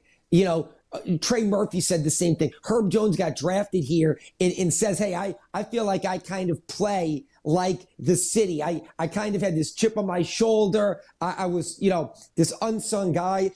Excuse me. And so I think that you got a lot of buy-in. Brandon Ingram signed a long-term contract here. Jonas Valanciunas signed an extension here. CJ McCollum, I think, was the turning point. When you get a guy like that's been to the playoffs 7 straight years, that was a cornerstone of a Portland organization that had sustained winning, and he says he wanted to come here and that he's going to build something special here and he sees special things here. We didn't have that kind of buy-in. New Orleans was always the market of when are the stars going to leave? When are they going to go to LA or Miami or New York or the bigger markets? And that kind of seeps into the subconscious of the younger players of why do I want to be here if the star doesn't want to be here? It's all about star markets in the NBA. Well, not right now in New Orleans. You've got a coach in an executive general manager and a general manager in Trajan Langdon. All they do is talk about the greatness of the city and building something special here. And now you've got players that have bought in a big way that seem to love and connect with the people here the way the Saints have since Sean Payton and Drew Brees arrived here. So I think the connection is something people feel. It's not, oh, these guys are working here but don't want to be here. These guys want to be here and want to be a part of that. And it's tangible and it's real. And that translates into people wanting to go and support them. And look, we know that the Saints have created one of the best home field advantages in the NFL. I know what Tiger Stadium can be when they play the biggest games ever. We have a well-educated, passionate fan base here in Southeast Louisiana. If you connect with these teams and you win, they will be there and it will create a home court advantage. And that's what the Pelicans have had recently. Fletcher Mackel giving us a couple of minutes from down in New Orleans. We'll give him a chance to maybe refresh if he wants some water there. I know that he is. He's got the lozenger in as we talk a little bit of Pelicans and now move to the Saints. I agree with you. You can't give a draft grade tonight, tomorrow, or Monday on what they choose over the next 72 hours. But as far as going into this thing and the areas of concern, where are you looking that they attack here with 2 picks inside the top 20? Obviously, the first thing is offensive tackle. Look, they lost Teron Armstead. They have James Hurst, who's been a very solid backup the last couple of years and has started a ton because of injuries to Ryan Ramczyk and Teron Armstead. But I think you look at left tackle, or if you're going to move Ramczyk to left tackle, right tackle, but one of your starting tackle jobs, I think you have to look at offensive line with one of those picks. I certainly think you could look at receiver, but Sean Payton and a lot of you refer to them as national talking heads, a lot of the people in the media who do draft analysis work, talk about this being a draft where there's a lot of high-end receivers, but there's a lot of receiver talent throughout the draft. So I am of the Sean Payton mindset of they got Michael Thomas in the second round. You can get a good receiver in the second or third round. The Saints have proven that in the past. That doesn't mean they won't take Chris Olave, or if Drake London from USC falls to them, they may scoop him right up at 16 or 19. But I would say those two areas, receiver last year was such a glaring need with Michael Thomas out. And all these undrafted guys were darlings of training camp, these great stories. But then when they have to go against lockdown cornerbacks in the NFL, it's not such a great story anymore. So they definitely need more talent on that receiver core. Offensive tackle. Then flipping to the defensive side of the ball, safety, I would probably say they signed Marcus May. They re-signed P.J. Williams. But I still think that that's an underrated potential need for them. Quan Alexander hasn't been re-signed in free agency. So while they have Demario Davis and Pete Werner at linebacker, I could potentially see a linebacker. And then maybe defensive tackle as well, because Shai Tuttle, it seems like Catherine Terrell, who works for The Athletic, used this line, and I thought it was good. It just seems like he's the guy they have to play there. Not so much that they want to play there. So I think defensive tackle is a position they could look at, and realize this, that since Jeff Ireland got here in 2016, is the assistant general manager, and he really spearheads the draft and has done a really great job. If you look at their draft since 2016, he goes big in the trenches early. I mean, Sheldon Rankins, offensive lineman, defensive lineman. That's, Cesar Ruiz, Marcus Davenport, Peyton Turner last year. I mean, he's got a track record. So I would say with those early picks, 16, 19, and then even in the second round, 49, 3 picks in the top 50, it would not surprise me to see one offensive lineman, one defensive lineman in those first 3 picks. What is your opinion, the void? It may be unfair to ask it like that. Sean Payton not being in the room today, what does that mean? I certainly think Sean Payton was a strong voice and has strong opinions. I do think in recent years, since Jeff Ireland came on board, I think that, let me just go back a little further. I think that may have led to the divide when there were the rumors of, Sean Payton potentially leaving New Orleans, the rumors of 2015 or 2016. Yeah. I think they deferred to Sean for a lot of the draft and personnel decisions, and it didn't work out that well. I think getting Jeff Ireland, who was a Bill Parcells guy, was kind of that bridge between Loomis and Payton, who understood them both and could work with them both. And that's when the draft got better. I think Payton was a very strong voice, that he liked players and would make that known. I think Dennis Allen does that, but maybe in a way right now that isn't quite as is with the bravado of Sean Payton, if you will. Sean Payton came in, had immediate success, won a Super Bowl, had a lot of notches in his belt, so to say, for NFL history, and could carry the room. Dennis Allen, I think, is a really good coach who's built this defense into something special. So I think he'll be a voice. But I think Sean was such a large presence at that organization. I think it's now more of, a lot of people are getting a lot of opinions heard now. Not to say they didn't before, but there was one strong voice before. Now there is a lot of evenly toned voices, if you will. Fletch, the latest story on Payton, that he's in talks with Fox and closing in on a possible agreement here pretty soon. I saw where the contract has him on the pregame show. I was really looking forward to Payton calling games as a color commentator inside of the booth if they were going to bring him on. What capacity do you see him playing in television, and where are you on his contract talks with Fox? How do you see his television career kind of playing out?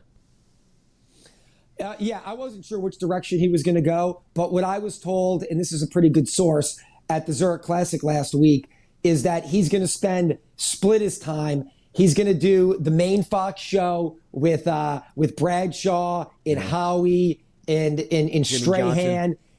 Jimmy Johnson. But I heard he's going to do, I guess Jimmy Johnson, maybe, I don't want to call it semi-retirement. Yeah. What I was told is Sean Payton's going to do about 8 games with the main crew, I guess, in place of Jimmy, or as Jimmy moves into a semi-retirement kind of role. And again, this is just what I heard.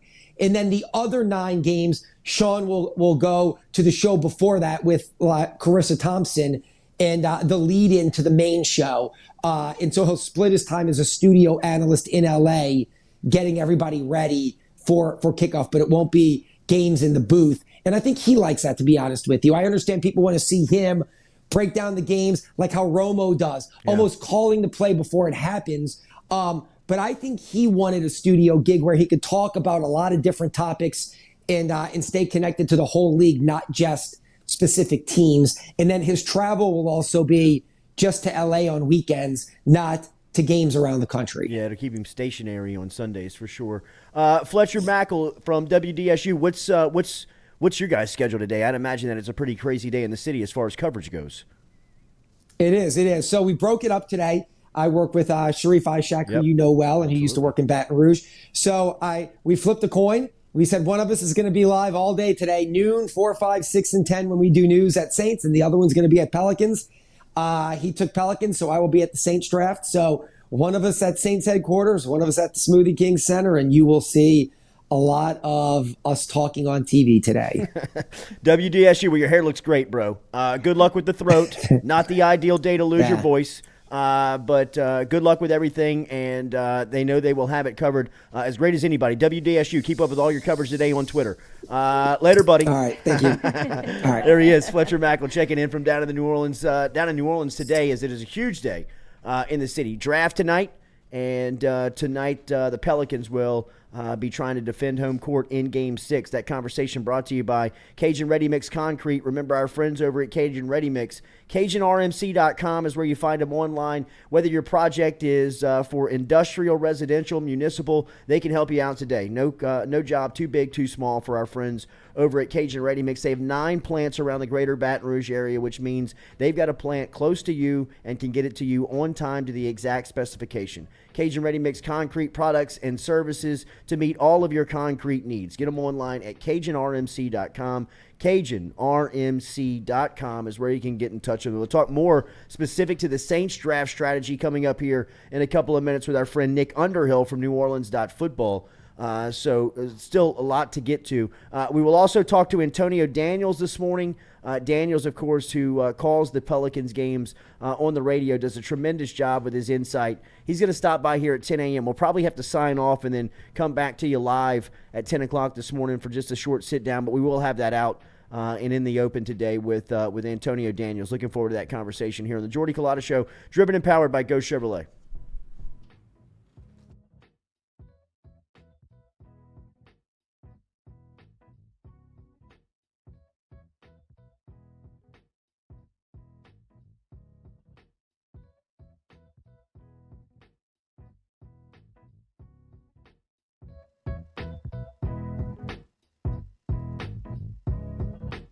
Red Stick Sports, a local staple in Baton Rouge to all sports fans, was founded back in 1981 and has remained a family business for over 40 years. Today, they still have the great selection on the floor, but they're also a leader in custom apparel for businesses, sports teams, and other groups. Take it from us, everybody over here at FM Digital Media. They help us out with all of our apparel. Let them help you out today. Go ask for Cody over at Red Stick Sports. Check him out online at redsticksports.biz.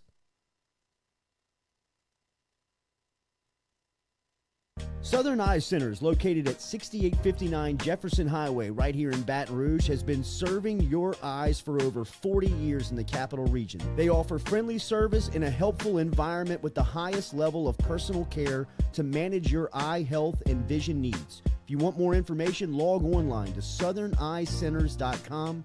That is southerneyecenters.com. Stop in and check out their beautiful office located on Jefferson Highway right here in the capital city. And remember, each time you walk in there and you mention the Jordy Culotta Show, Dr. Ann Shaw and Southern Eye Centers will take 25% off of their fantastic selection of sunglasses. All you got to do is mention the Jordy Culotta Show. Check them out, southerneyecenters.com, and located at 6859 Jefferson Highway.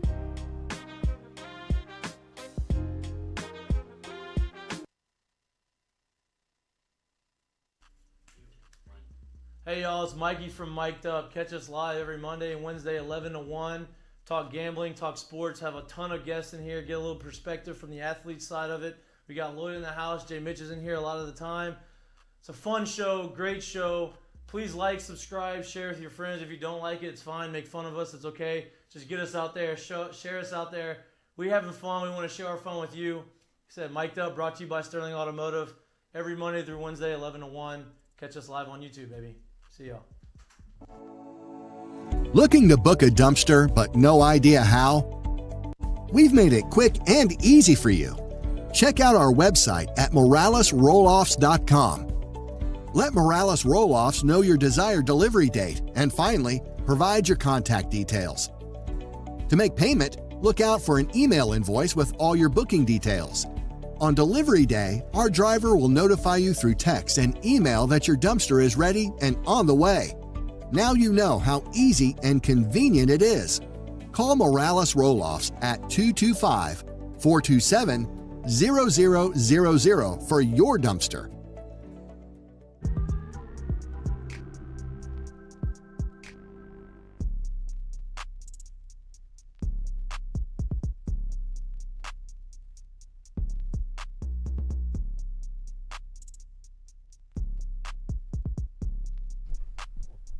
All right, welcome back here. Please appreciate Fletcher Mackel for stopping by here on this Thursday edition of the Jordy Culotta Show. Big day down in New Orleans, obviously, as we've told you. Thanks to Lionel Turner for stopping by earlier, Fletcher Mackel, and we'll talk to Nick Underhill coming up here in about 7 minutes and get more on the New Orleans Saints draft strategy, as the Saints, you heard there from Fletcher, have a lot of needs from offensive line to wide receiver to possibly even defensive lineman.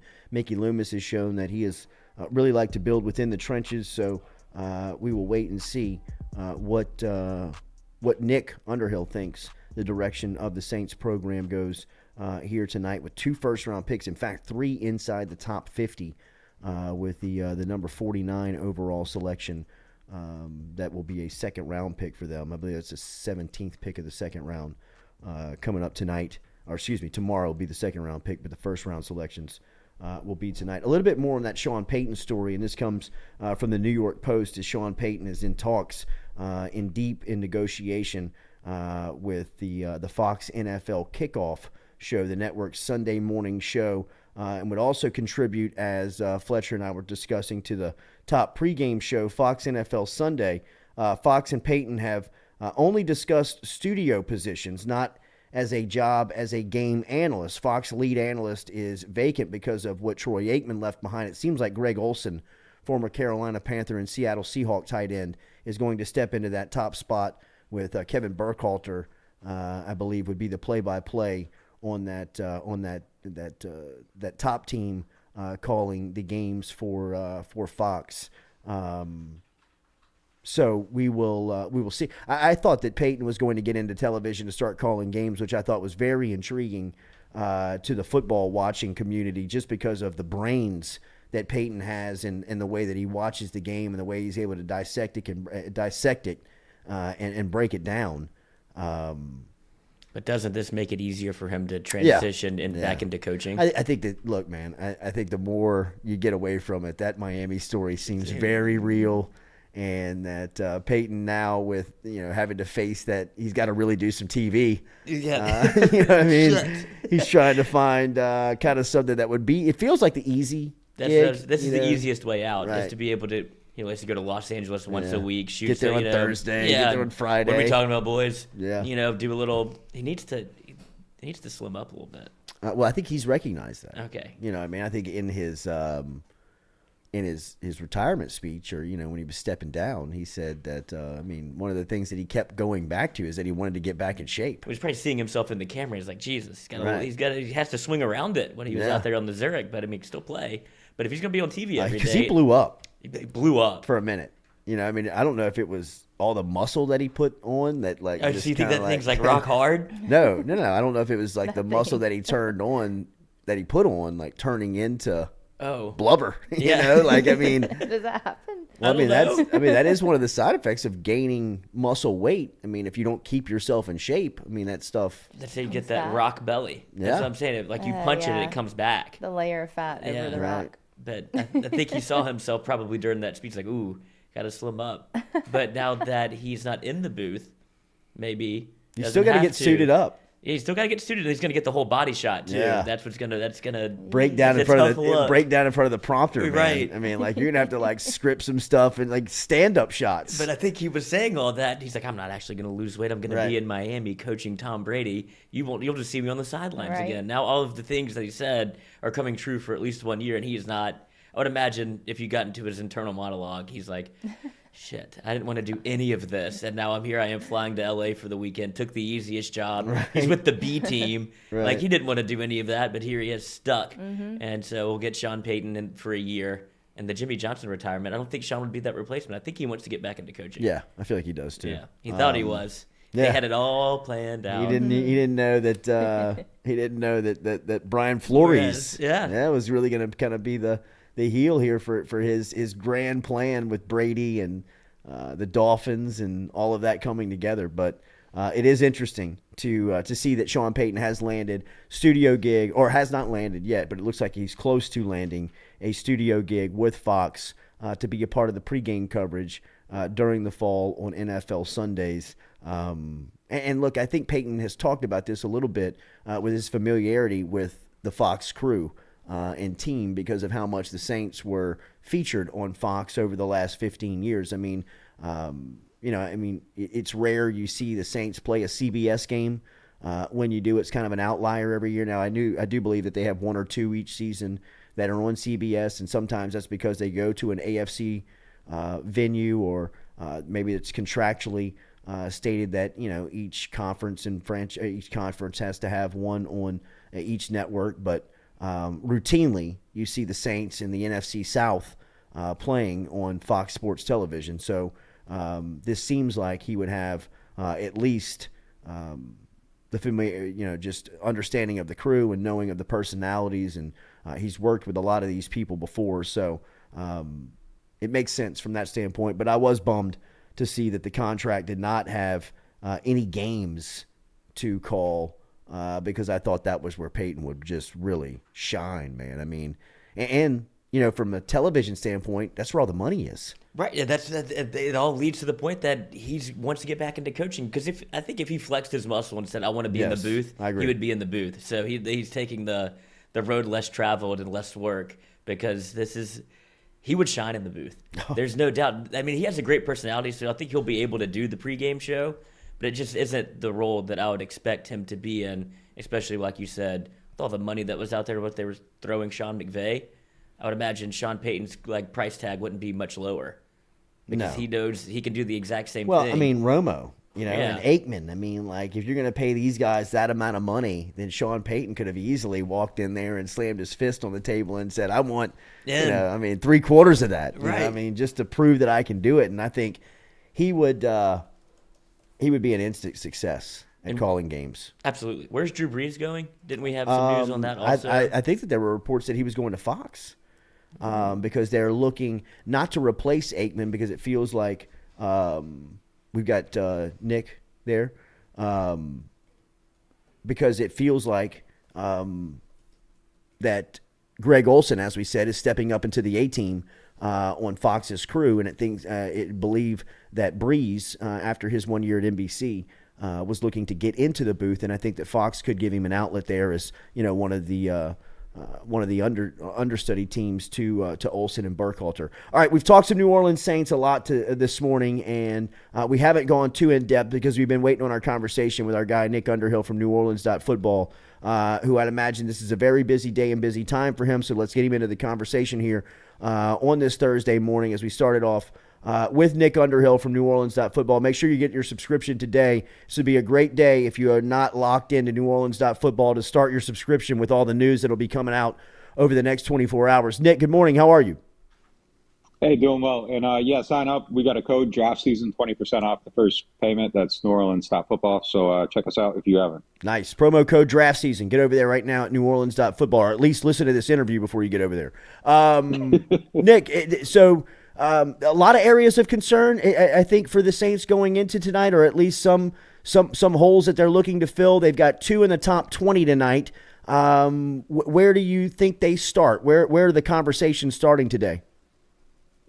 I think the ideal outcome for them is wide receiver, offensive tackle, safety with those first 3 picks, 16, 19, 49. And we'll see how they go. Everything I've heard right now is that a trade up doesn't seem likely. Now, that can always change depending on the value that it takes to go up to get somebody. If it's a little bit cheaper to go up, I think someone like Charles Cross makes a lot of sense.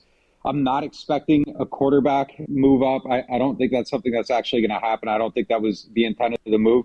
And I really thought the most revealing thing that Mickey Loomis said yesterday in a 20-minute interview where he said absolutely nothing. He said one thing that I thought was a little bit revealing is in that the Eagles were the driving force behind that trade to acquire the other first-round pick. So what that tells me, if the Saints were making that trade, like a lot of people speculated, to get 2 first-round picks to go up and get somebody, they would be the driving force behind that trade. It wouldn't be the Eagles being the ones going around shopping the pick. I think the Saints took advantage of an opportunity, and now other things might present themselves.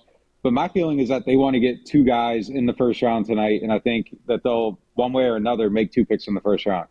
When you look at their offensive line shuffling, and you mentioned some names that they have right now, is there anybody in this draft that jumps off to you that fits what they need?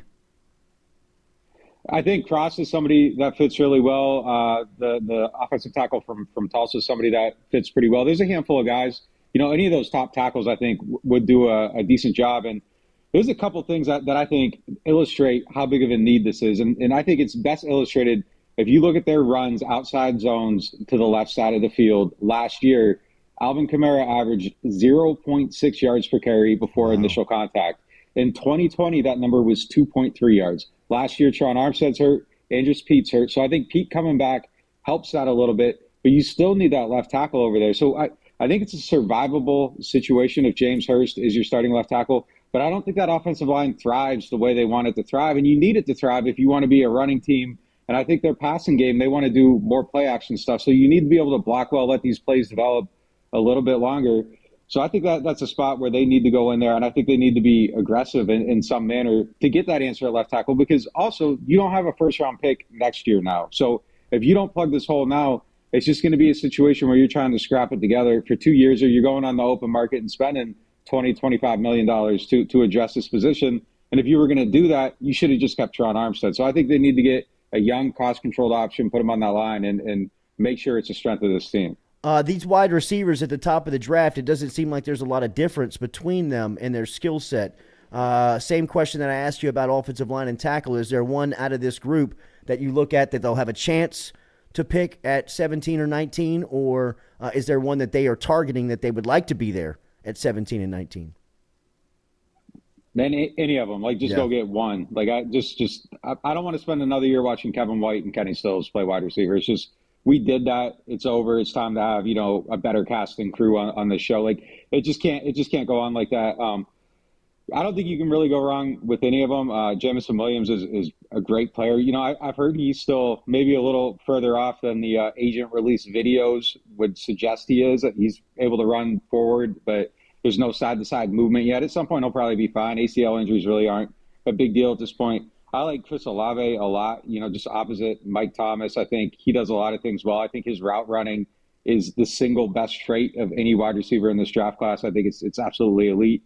He needs to get bigger and stronger, but I think coming in right away, he's going to be able to get open, and he's got 4.3 speed. He's going to be able to get deep. So I like him a lot just in terms of those body fits. And I think if you get Olave, there's a spot open still for Jarvis Landry if you want to go out and sign him after the draft and just kind of really make that group really strong. Do you believe that those moves have not been made because of the attachment of compensatory picks to the trade that went down? So Jarvis Landry wouldn't count against that because he was cut, but Honey Badger would. So if they were looking to sign Honey Badger, it would make absolutely zero sense to sign him before the draft if you know you can get him after the draft. But I think for both those guys, look, they're vets. They don't want to go to a situation where they're signing with a team and then their replacement's drafted and there's really not a path for them or there's a preference to have the younger guy play ahead of them. That's what happened with Adrian Peterson in 17. The Saints signed him before the draft. They draft Alvin Kamara, and now all of a sudden Adrian Peterson doesn't really have the role that he thought he was going to have when he came here. So I think it makes sense for all parties. And I think the door's still open on either one of those moves. If the Saints go through this draft and they don't get their safety, I think you make the call to Honey Badger. It's pretty obvious. Or if you go through the draft and even if you get a wide receiver, if it's a type that's opposite of what Jarvis Landry is, I think you still call Landry and try to strengthen up there. The Saints are showing that they're still aggressive. They think that they have a chance to win. They still have cap money. It would make a lot of sense to me. I think both these guys should have been on the team already. But, yeah, with the comp pick formula, it makes sense to wait. Two-part question on one position. Your thoughts on Malik Willis and Kenny Pickett, who seem to be the top quarterbacks in the draft, and where do the Saints fit in shopping for one? So if you're asking me, like, if you're saying, hey, like, go run this draft, like, I'm probably not picking either one of them. I don't look at them and say Malik Willis absolutely is going to be an NFL starter in 5 years. Kenny Pickett's absolutely going to be an NFL starter in 5 years. I think they're both kind of maybe type of players. And if you're taking a maybe type of guy, I'd rather pull out lottery ticket in the second round. I think if the Saints were to take one, it'd probably be Pickett. I think he just kind of fits what they do, West Coast principles, some quick game stuff. I think the learning curve is a little bit lesser. I think Malik Willis has a much higher ceiling, but a much lower floor. I would be surprised if they take one at 16 or 19. I would be shocked if they moved up to get one. But you never know in the doomsday scenario. Everything goes. There's no wide receiver. There's no tackle. One of these guys is on the board. I think you could talk yourself into it, but I don't know if they necessarily covet either one of them. You mentioned safety, and Kyle Hamilton, ex-Brian Kelly player over at Notre Dame, seems to be the best safety in the draft. He might be one of the best players in this draft at the top end of it. He'll be off the board at seemingly at 17 and 19 and definitely at 49. Is there a chance that they pick a safety higher than that second round spot? And if so, is there somebody that they can target in on? Dax Hall would be one guy maybe. If Hamilton falls, I mean, I would run to get him. I think he's a great player. Second round, I think the Penn State safety is somebody that fits really well. Jaquan Brisker, he's kind of like Marcus May in that he can play free and strong. And then with both those guys, Dennis Allen's preference is to have two safeties that are basically the same guy, can do both things, play strong and free, so they can drop or sink back on any snap, and it helps with the sky. So I think he's a good fit in that spot. But, I think the positional value in the first round, unless you're getting Hamilton, it probably leans a little bit more towards offensive tackle or wide receiver or something else. And I think you can still get a really good safety a little bit later on. And that is a spot that they've scouted and drafted well in the second round. Von Bell was a second-round pick. Chauncey Gardner-Johnson was a fourth-round pick. Marcus Williams was a second-round pick. So you can get really good value there, I think, in day 2, day 3. How do you think the Saints draft war room runs today, now with Sean Payton out of it? I think it'll be a little bit more, what I want to use here, measured, I guess would be the way to put it. I think Sean was kind of maybe the driving force behind some of those like really aggressive moves. This is the guy we have to have. I think Mickey Loomis and Jeff Ireland have a lot of that aggressive nature in their DNA, but maybe not that otherworldly aggression that Sean kind of exhibited, and really everything he did. And a lot of times it led them to great success. The ambush play is born from that same principle of this is what I have to do and I'm doing it and I'm not waiting. But I think that it'll be similar, but I just don't know necessarily if it'll be, pedal to the metal the whole way and this is the guy and there's no other way. So I think it'll be just a little bit less, just that flexing. I think the word of the day was quieter that we read. Yes. Yeah. Yeah, Mickey had it right. That's a good one. Yeah. What are your thoughts overall on this draft? Taking the Saints strategy out of it. You've covered this event obviously for the past years. What do you think of this particular draft as far as the football players in it? Yeah, I think they got some of the players, at the spots they need. I think it kind of stacks up well. Wide receiver, there's 4 great options. Offensive tackle, there's a handful of great options.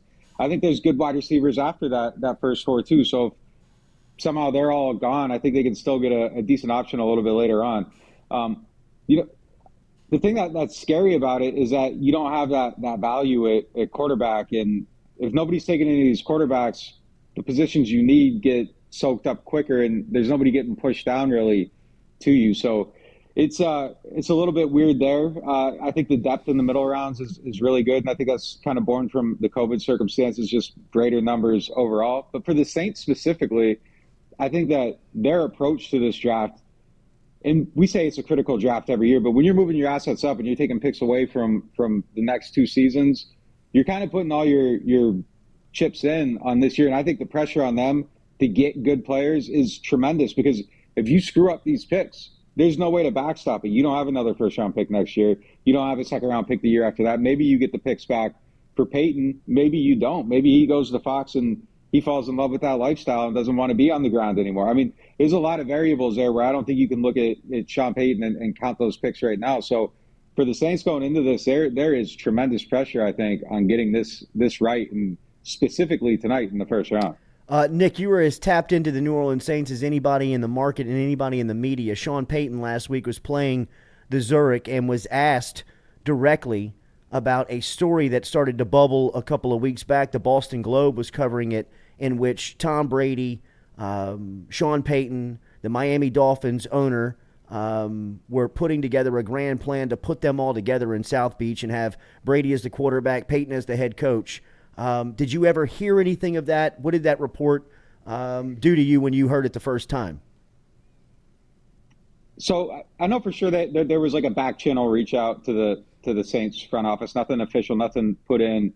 And I'm not reporting anything here. I'm just saying from conversations I've had, my feeling is that the Saints felt if Sean wasn't coaching, they weren't going to do that this year. That's a next year thing.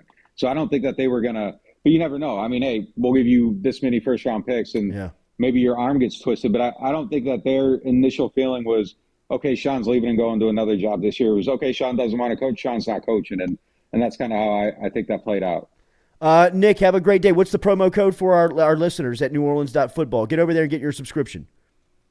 Yeah, draft season, 20% off, and I appreciate you guys having me. Always, man. Draft season is the promo code. Get over to neworleans.football. Follow Nick Underhill and the crew on social media. They got a ton going on as far as the information is concerned today. They're at the top of it, man. Go find out all the information you're looking for on Saints Draft Day over at neworleans.football by our friend Nick Underhill over there, who is the publisher of that site. That conversation brought to you by our friends over at Barker Brothers Plumbing and Works. Let them help you out today. Remember, they've got 2 trucks in East Baton Rouge Parish every single day. They stopped by the house earlier this week, helped me with a drain in the shower. It was easy. If you mentioned the Jordy Culotta Show, you save 15% on your, I mentioned the Jordy Culotta Show, save my 15%.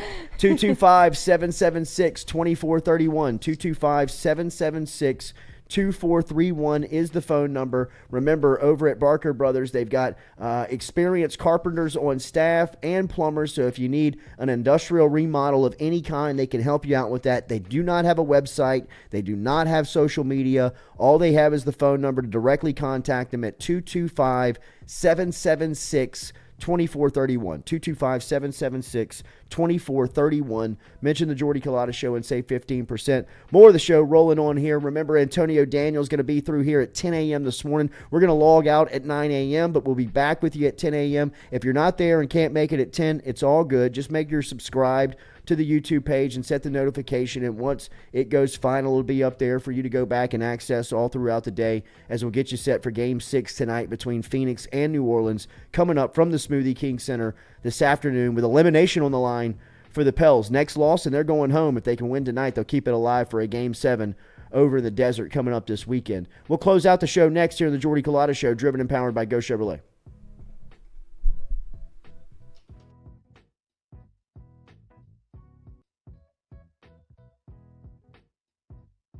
Do you have questions about your finances? Are you looking for recommendations from a skilled financial advisor? Get in touch with our friend Daniel Newman over at Edward Jones. You can find him easily by logging online and shooting him an email at daniel.newman@edwardjones.com. That is daniel.newman@edwardjones.com. Whether it is help with your 401k or just fiscal advice heading into the new season, get in touch with Daniel today. Best way to do it? Email him, daniel.newman@edwardjones.com. He's our experienced financial advisor. Let him be yours, daniel.newman@edwardjones.com. Papa Earl's, the fine spice, originating right down here in South Louisiana by our guy Mark Pop Norman. Developed it back in 2018 and won Amazon's Newcomer of the Year in 2019.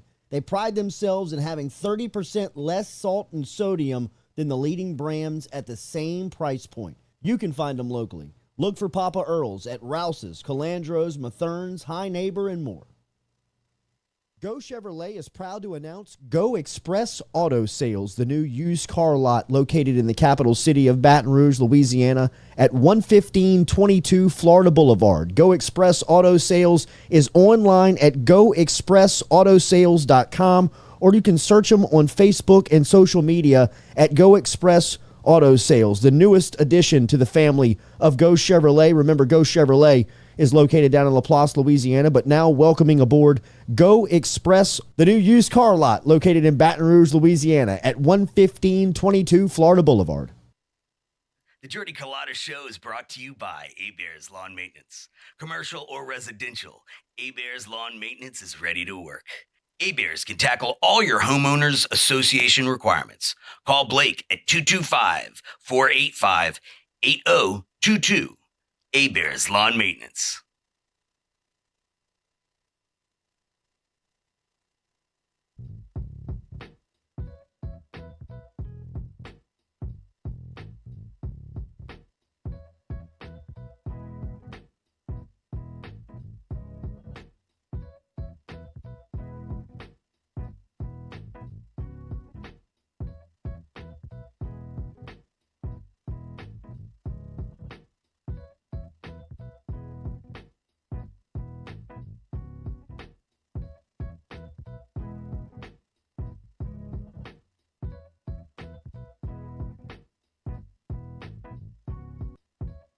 All right, welcome back here to the Jordy Culotta Show, driven and powered by Go Chevrolet. Driven and powered by Go Chevrolet. They're online at geauxchevrolet.com. geauxchevrolet.com is where you can find them. We appreciate them for driving and powering us every single day here, a part of the Jordy Culotta Show. Remember to search us and find us on YouTube. Hit that like, share button. If you have not already commented and shared it, please do that. But more importantly, subscribe if you have not subscribed to the show, as we got a big push for 10,000 here, and just about 200 short. We're almost there. We're close. It's so easy to share this with everybody you know. We are close, so make sure that you follow us and give us a subscription today. Or you could do Katie's trick, where she goes out to dinner with her friends, takes their phones, each and every one of them, and subscribes to the show, and then puts them back on the table. Their lives. Yes. Yeah. You better subscribe. You don't have to watch it, but you better subscribe. Yeah, that's it. Hit the bell. Who knows? Maybe you'll like it. Brody Miller's got a great write-up over at The Athletic, where he dives into some of the questions and some of the observations made over LSU football over the last couple of weeks. In fact, it's titled by Miller, "All I Saw, Heard, and Learned About Brian Kelly and LSU Football During Spring Practice." And he brings up a couple of talking points, a lot of them in which we've covered here on this show, and I think everybody who's talking about LSU football is covering. But obviously some of the big storylines that we are watching is the quarterback. And as Brody points out, he says that the quarterback is a tougher spot to decipher than before, with all the talent that they have there, and Garrett Nussmeier, Jaden Daniels, and Miles Brennan at the top of the depth chart, with Walker Howard, the top quarterback in last year's recruiting cycle, in there as well. He also talks about the cornerback position, and I think this is something that is probably going to be the biggest hole on the team once they get up and get moving. I think that we'll recognize, and it's going to be a very unfamiliar spot for fans in Baton Rouge and for people who watch LSU football. When's the last time LSU did not have a high-end number one corner? I mean, really, I'm trying to think on when they hadn't had just the guy. They had the perfect formula. It was always one guy that was the stalwart, then somebody that would step up, like, oh, he's going to be the next one. Like most recently, I guess you would say Christian Fulton, Derek Stingley. And then you had Derek Stingley, Eli Ricks. Greedy Williams was kind of the stud his sophomore season. And then who did we see the next year blow up and have a big year playing opposite Greedy? It wasn't. Yeah, it was Fulton. Yeah, it was Fulton. Delpit was in that defensive backfield too, where he had a big year, but he was a safety. Yeah. I would say 2012 was the last time LSU didn't have like the defensive backfield that you're used to seeing. God, who was the DB on that 2012 team? Jalen Mills was the freshman. That was the year Tyron was supposed to blow up, and he got you were good at safety. Eric Reed was your safety, but you didn't have the corners. And as Brody points out, Seven Banks, who has now been added as one of 4 transfer cornerbacks to LSU here during this season. Banks joins Oklahoma State's Jarek Bernard Converse, who I thought Will Campbell pointed out the other day. He and I were talking a little bit off of the air after Mikey's interview with him. Talked about how impressed he was by the work ethic of Converse and saying that he believes he's going to make it back and really make an impact on that defensive side. Obviously, UL's Makai Garner and Arkansas's Greg Brooks Jr. joined Sevyn Banks as the 4 DBs that transferred in this offseason, and you really didn't hear a lot about a guy stepping up and grabbing a spot during spring practice. Now you'll have your full allotment, adding Banks and Converse to the mix once fall camp starts, and even a guy like LaTerrence Welsh will be here in the summer and in the fall, and I know he's got some expectation to step in and make an impact in the defensive backfield. But it is concerning, definitely from the point of view of where you are looking at LSU's DBs and looking at the cornerback room and just not having the skill set and not having the playmaking ability that you have had in years past. And I believe that this, once it's all said and done, is going to be the biggest cave on the team. I think this is going to be the biggest hole. Absolutely. That you're just kind of constantly trying to find somebody. It makes you think back to, I don't think it'll be this bad, but the Bo Pelini year, like wherever you just have people running free, whenever you don't have defensive backs, that's what happens. You get coverage bust, things like that. And a lot's going to be on the plate of the new DB coach, Kerry Cooks. Like this would be I hate to say it'd be a great year to have Corey Raymond, just somebody that you could step in, knows how to coach those guys, makes it easier. But by everything I've seen and read, they love Kerry Cooks. Seems to be a legitimate DB coach, but he's going to have a lot on his plate just because he didn't have the players in a first-year system where he's bringing in 4 new guys. This is going to be something that we didn't really pay attention to a lot in the spring, but I think whenever the game starts and you start in fall, it's going to be one of the glaring weaknesses you see on the football team if they don't get it fixed or get just a hell of a coaching job by Coach Cooks. Yeah, for sure. Tyler D. wrote into the show a couple of minutes ago, or a little bit over 30 minutes ago, saying he just watched the LSU-Bama 2003 highlights on YouTube. The meltdown with Saban and Muschamp happens around the 5-minute mark left in the game. LSU has a 27-0 lead over Alabama. Jesus. And they end up giving up a field goal at the end of the game, and Saban and Muschamp meet Lionel Turner and the defense out on the field to light them up. 27-0, Coach. Wanted the shutout. Gives you an idea where they were, man. That's where the program was. Yeah, we went from that to a lot of this. Yeah, a lot of claps. Grass Let's go, picking. guys. Let's go. Picking up grass and eating grass. Clapping like a seal. But it was so we appreciate Tyler D for finding that for us over at on YouTube and confirming what we already knew. That we already knew. Except for Katie. We've actually got a that's me. We've got a surprise guest here for our last segment of our show. We were just talking about the defensive backfield at LSU, and one of the transfers in who is expected to have a really big season for LSU is Makai Garner, the transfer from Louisiana. He just pulled up at the studio. When we come back, we'll have him in studio with us to wrap up the Jordy Culotta Show here on this Thursday, driven and powered by Go Chevrolet.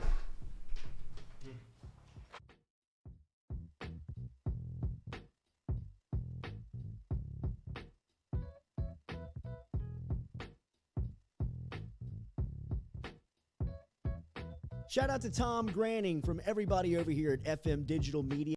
He is fuel sponsor, whether it's fuel cards or snacks. He's keeping us going every day at FM Digital Media. If you're out on Highway 61, make sure and stop in and see him over at Go Mart. It is located in Natchez, Mississippi. It is our favorite convenience store, and it's for our guy Tom Granning, who supports us every day over here at FM Digital Media. Southern Eye Centers, where their passion is caring for eyes. It's what they do. They've been doing it for 40 years. They've been offering the Capital Region a friendly, helpful environment with the highest level of personal care to manage your eye health and vision needs. Stop in and see their brand new office on Jefferson Highway today, where you can find them at 6859 Jefferson Highway. They also are the daily poll sponsor on the Culotta Show. And remember, if you go into Southern Eye Center of Baton Rouge and you mention the Jordy Culotta Show, you will receive 25% off of their fantastic sunglasses selection over at Southern Eye Center. Check out Dr. Ann Shaw and Southern Eye Center, the Daily Poll sponsor of the Jordy Culotta Show. Red Stick Sports, a local staple in Baton Rouge to all sports fans, was founded back in 1981 and has remained a family business for over 40 years. Today, they still have the great selection on the floor, but they're also a leader in custom apparel for businesses, sports teams, and other groups. Take it from us, everybody over here at FM Digital Media. They help us out with all of our apparel. Let them help you out today. Go ask for Cody over at Red Stick Sports. Check him out online at redsticksports.biz.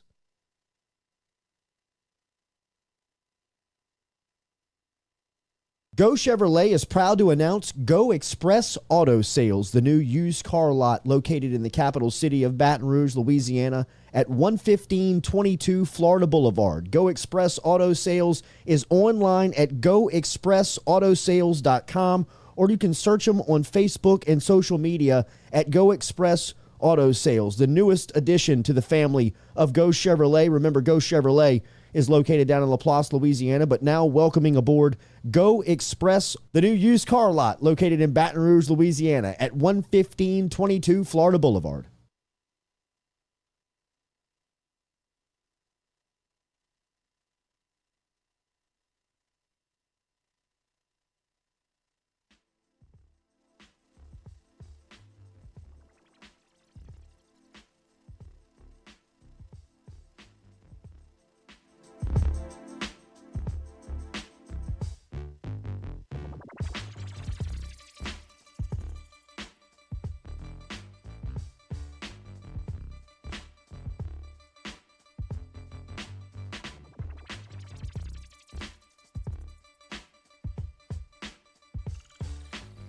All right, welcome back here to the Jordy Culotta Show, driven and powered by Go Chevrolet. We were just talking about some of the observations made by Brody Miller during LSU spring practice in the defensive backfield was something that he pointed out. A lot of transfers in that defensive backfield, including Seven Banks, who just transferred in from Ohio State. We saw Oklahoma State's Jarick Bernard-Converse come in, Greg Brooks from Arkansas, and then a enormous DB from down in Lafayette, originally from Dallas, but has spent the past couple of seasons with the Cajuns and Billy Napier, and was a huge get for Coach Brian Kelly, Coach Cooks, and Coach House on the defensive side. Was picking up Louisiana's Makai Garner.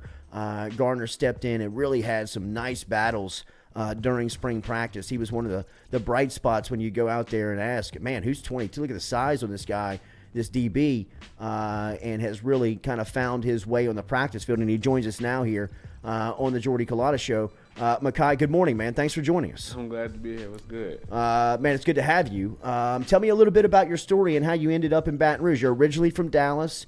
Yeah. You had gone to UL. You played for Coach Nape and the crew, and now you're here in Baton Rouge. How did this come about? So I started in community college, but I went to Navarro. Okay. I did 1 year at Navarro, and Lamar Morgan, who's now the DC at UL, came and recruited me out of Navarro, and he wanted me to come play corner, which is kind of like a hard transition at first. I kind of wanted to give up, because man, I wish I would see I'm not the dude who I was today. I'm not the dude who I am today. When I first started playing corner, it was horrible. It was hard, but I trusted the process. I just kept going. And now I'm here. What was the challenging part about it? What was the most challenging part about it physically? I say it wasn't even physically. I think it was more mentally. As playing corner, you got to realize, you got to have that reset button. And at the time, I'm so much of a competitor. I don't like to lose at anything. Even a video game, I'm getting upset. I'm getting upset. But it was more mentally than anything. So a lot of mental growth since then till now. What did you learn playing in Coach Napier's program down in Lafayette? I learned how to be a tough football player, because what we did was our off-season training. If you was there, you would think we was crazy or something. It was hard, man. It was hard.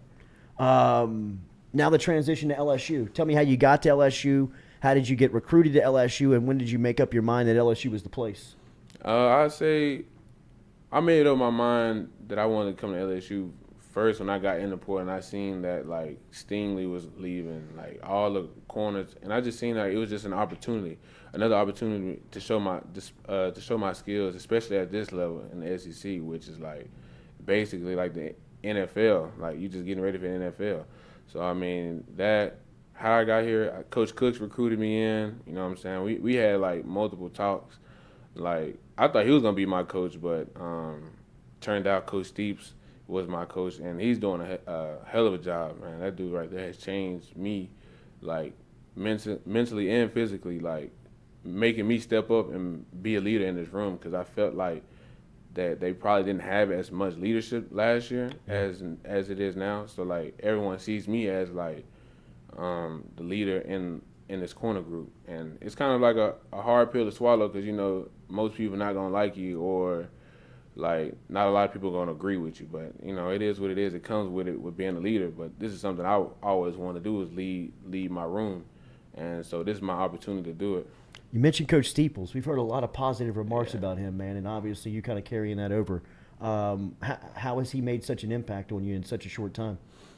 I say it started with how he attacked me in our relationship, which was about life. Like he's telling me about like his family, what he went through and stuff, and I'm telling him what I went through. You know what I'm saying? We kind of connect in there, sort of a sense. And on top of that, you know, he played corner, and he said he was my size back then, but I doubt it. You know what I'm saying? I'm one of a kind. You know what I'm saying? I was a unicorn. Yeah. No, you weren't. Yeah. Nah. Right. But seriously though, but he changed my mindset as like playing as a corner, because he said that like NFL teams want to see a big corner, so I have to show like that I am a big corner. That mindset, like running through blocks, making tackles, and also covering. You know what I'm saying? And becoming a complete corner. So I mean, in that aspect, like he's really like affected me. Corners, on and off the field. Yeah, absolutely. Corners in LSU's defense over the last couple of years, really for the last, it feels like 2 decades, have been asked to just play on an island, go out there and man up and let everybody kind of in between the hash marks take care of the junk. What is the what's the scheme under Matt House, and what is the responsibility playing outside? That you got to tackle. I think that's the mindset. That's what we built around, tackling. Like everyone's going to tackle. Like there is no you just playing corner now. Like you're in the fit now. Like we need you. Like we need all 11 to the ball. That's Coach House's mindset. How about Coach Brian Kelly? What's the impact he's made on you in a short time? Man, that guy, like he's probably one of my favorite coaches, and It's crazy though, because I just met him, but he's like I tell everyone, he's like a relationship type of guy. Like he wants to know everything about you, like, and like literally have me and him literally have like a conversation here and there, but we have deep conversations. Like, it can be like for 5 minutes, but we're not even talking about football. We're just talking about life. You know what I'm saying? I think that's the difference between him and a lot of coaches, previous coaches that I've had. Like he's more invested into us. Accountability seems like a big thing on the LSU football team right now. Everybody being accountable, and there's leadership programs set up to hold the players, coaches, everybody in there accountable. What have you made of those? We've heard a lot about the SWAT teams. Right, and the SWAT teams, I think is like how you said, more accountability. Like it's just taking the small things, but making the small things a priority, which will transition into the fall. Like say like a false start. You know what I'm saying? Like it may be a small thing, but you don't know, that may kill the drive. You know, that could have killed a touchdown drive or something like that. So I mean, Coach Kelly is like really prioritized on the little things than anything. What do you take away from your team after seeing them practice for 15 practices and going through a spring game? What do you make of your group, the LSU team, heading into the offseason and heading into fall camp? I say we're not where we want to be yet, and that's a good thing, because we're striving to be where we want to be. Like we want to win more than 10 games this year, and how we do that is like by us coming together. And I say this spring was probably the best thing for all of us, because like, you know, it's a lot of transfers, it's a lot of new faces in the locker room. So like we all somehow, some way have formed a bond like in the locker room. Like I can hit somebody, like I can hit Joe Fouché up if I ever need it. Like I can hit him up, or Greg Brooks. I can hit him up, like say I need $100, like, and he gonna send it. You know what I'm saying? Because that's the type of bond we have. Like it's like I've told other people, like it felt like I've known these guys for like years, and I've only met them 3 months ago. That's the type of bond and relationship that we have with each other in that locker room. Do you feel like y'all have all come together because y'all all came through the portal? Like, even though you didn't know each other, you all kind of get here at the same time, and because you all were at different schools, but you all chose LSU. Right, and I want to speak on that. Like, yes and no. I say yes because even though we all came from different schools, I say we all have the same mindset and what we want to accomplish this fall. Like, we want to go big or go home, and I think that's what's really like bringing us all together. What was your portal experience like? You know, I had a handful of SEC offers, ACC, like a few Big 12 and some Pac-12 too, and and American Conference too. I had a handful of great schools and offers, but I felt like LSU was probably the best decision that I've made, and I say that because obviously, you know, this school is known for defensive backs. Yeah. You know, but also like we just came off a bad season, but we can change that in a heartbeat week 1. You know what I'm saying? Change how everybody thinks of us right now, because everybody has us counted out right now, which is cool with me. You know what I'm saying? You know, but all we gotta do is just show up week 1, and the rest will handle itself. The wide receiver group looks like NFL ready. It looks like they got a couple of dogs in that group. You have matched up against them now over the last couple of months. What do you think about them, and who stood out to you? I say who stood out to me was, let's just say Brian. He just caught the little pass on him. Little pass. That left-handed, one-handed grab. man. I'll give it to him. Like, but I'll take those type of catches any day. You know what Yeah. I'm saying? I'm right there. He just caught it. Like, that's a perfect ball, perfect catch. Like, there's not too many people that's doing that. That's DB. Yeah, you know what I'm saying? Next play mentality. So, I mean, it is what it is. But I say who's really, like, shocked me was Brian. He's stepping up into this program, like, because it's his time, like, whether he wants to take it or not. You know, Kayshawn is down right now. You know, you still have Kyron, but Brian is probably going to be really good this year. Not even probably. I know he will. Yeah, he's a standout for sure. He's a hell of an athlete. Yeah, for sure. He's the MVP of the state title basketball game as a freshman. Oh, really? Yeah. I didn't even know that. Yeah. That's crazy. Are you a hooper too? I don't hoop, man. I'll get out there and go hoop though. You know, you ain't gonna like the way I play though. Watching Bows? Yeah, Bows. Patrick Bev. I'm just a Patrick Bev out there. Right. Telling them they're too small all day. From the standpoint of the quarterback, it seems like they got a really good competition at quarterback right now. Yeah, man, it's up in there. I don't know. How many times you been asked? I haven't really been asked because, you know, that's not my side of the ball. But whoever starts, you know what I'm saying? Because Nuss, Miles, and Jaden are 3 great competitors, man. And then I think Nuss did a really good job last Saturday at the spring game, you know. He did a really good job. What is how do you look and handle NIL stuff? Just somebody that's in it now and has the access to this. What's your viewpoint of it? I think it's a great opportunity for like student athletes to make their money. You know what I'm saying? Like, the NCAA makes a lot of money, so like why we can't make money? Yeah.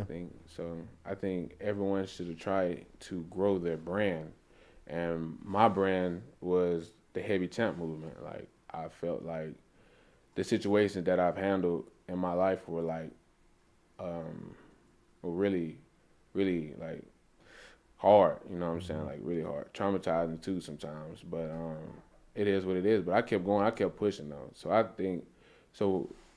came up with heavy champ because, like, when you think of heavy champ, you think of Mike Tyson, you think of the Muhammad Ali's, the great fighters, you know what I'm saying? And they went against the best of the best and came out champions every time. But they didn't just wake up a champion. They had to go through so much to get there. And so I feel like, not saying I'm done going through challenges and hurdles and stuff, but I feel like the challenges I've gone through were something similar to what they're going through. So I came up with Heavy Champ, and this is my brand, this is my logo, this is something I will be releasing in the summertime. Like, I want to really dive into Heavy Champ because I feel like it's like a part of me. So when you say releasing, it would be gear and merch, all that. Like, I'm like, here go my logo right here. Like, you feel me? Like, that's pretty sharp, bro. Yeah, that is sharp. Is this heavychamp.com? The website, Yeah. I haven't really, Yeah. I haven't made the website name yet. But right now, I'm working on it right now. I'm working on all the pieces. You know what I'm saying? I got my wristbands, I got my logo, just taking it day by day. I'm not rushing because, you know, summer is like a month away, so I got enough time. Let us help you promote that, man. Once you get it done. It's all good, for sure. Absolutely. For sure. I appreciate it. Nice to meet you, bro.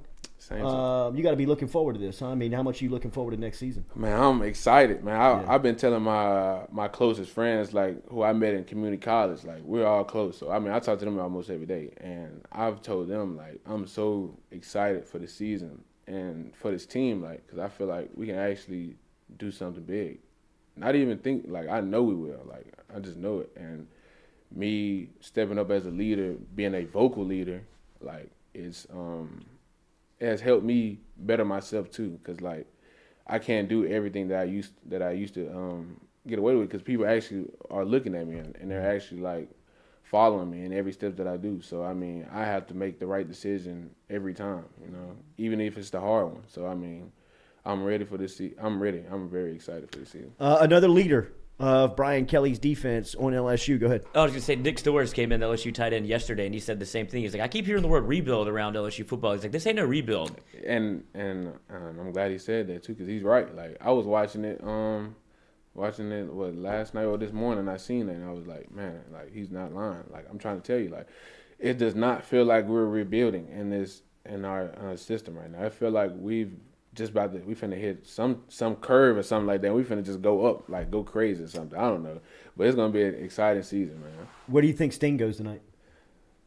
Top 5. It's not if they let him fall out of the top 5, he's falling to a good team. And if he falls out of top 5, somebody should trade up and go get him. Yeah, for sure. They're crazy if they lead him at the top 5. They're crazy. Makai, best of luck to you, bro. Man, I appreciate you having me, man. Absolutely. Stay in tune to the Heavy Champ. We will keep you up as that brand continues to develop, and where you can find great logo with all the merchandise and all the gear for one of LSU's top stories coming out of spring practice. A lot of people buzzing about Makai Garner, how he can help out the defense. A big, long cornerback for LSU that's going to help him out game 1 versus Florida State. Thank you, man. Have a great rest of your day. All right, you too, man. All right, there he is, Makai Garner checking in. We'll be back. We'll be back with you at 10 a.m. this morning. We're going to log out for a little bit. Then we're going to go with Antonio Daniels is going to swing through here, and we'll have him on video getting us ready for Game 6 tonight between the Pels and the Heat. You keeping up with the NBA playoffs? Oh, yeah, for sure. Who's your squad? I'm taking Dallas Mavericks. Mavericks is my squad, but I like the Pels, man. They're going crazy right now. Yeah, it's tough not to like it. We just need them to finish. That's all we need. They got to win tonight to get that Game 7 in Phoenix, and we'll talk about it with Antonio Daniels coming up at 10 o'clock this morning. Good stuff with Makai Garner here on the Jordy Culotta Show. We'll be back with you here in a little bit. Make sure to hit that like and share.